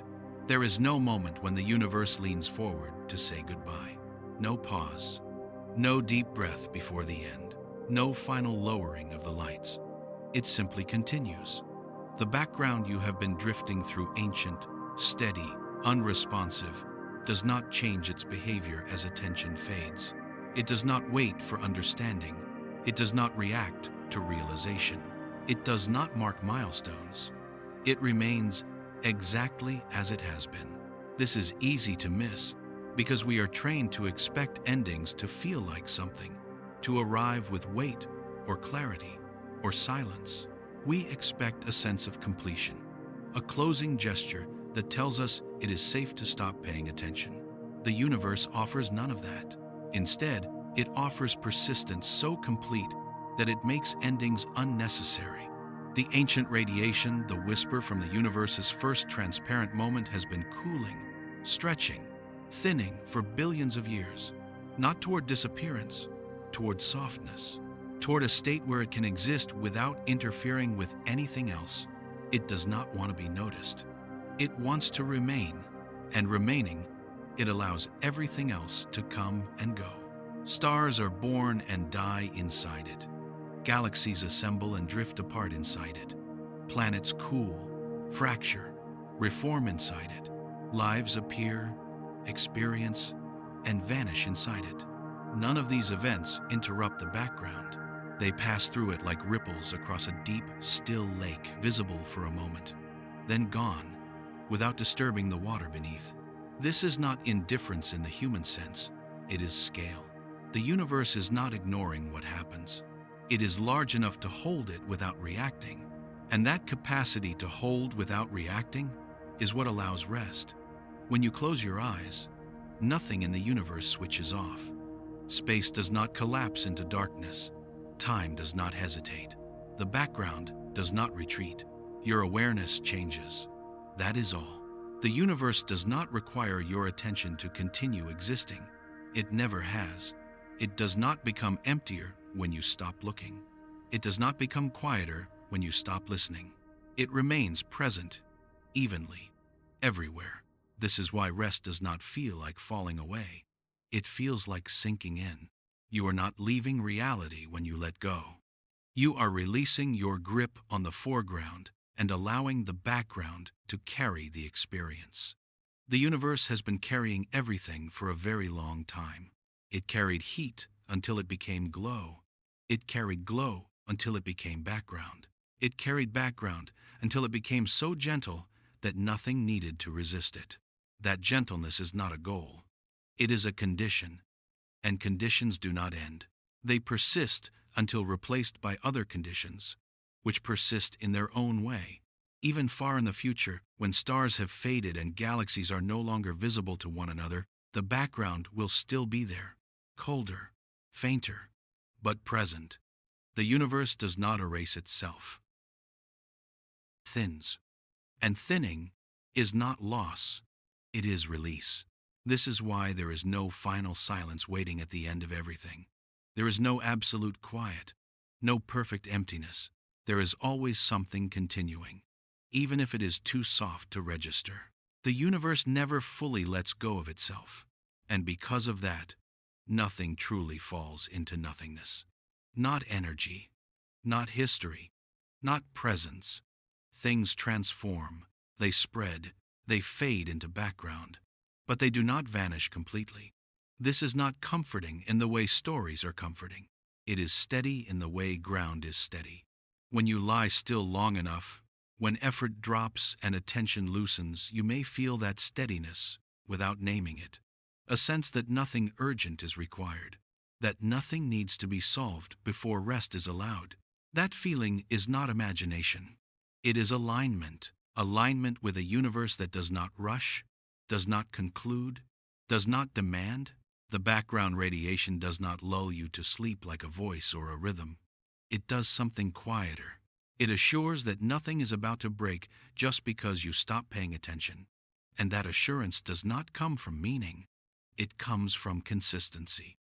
The universe has been consistent longer than anything you can imagine. Longer than stars. Longer than planets.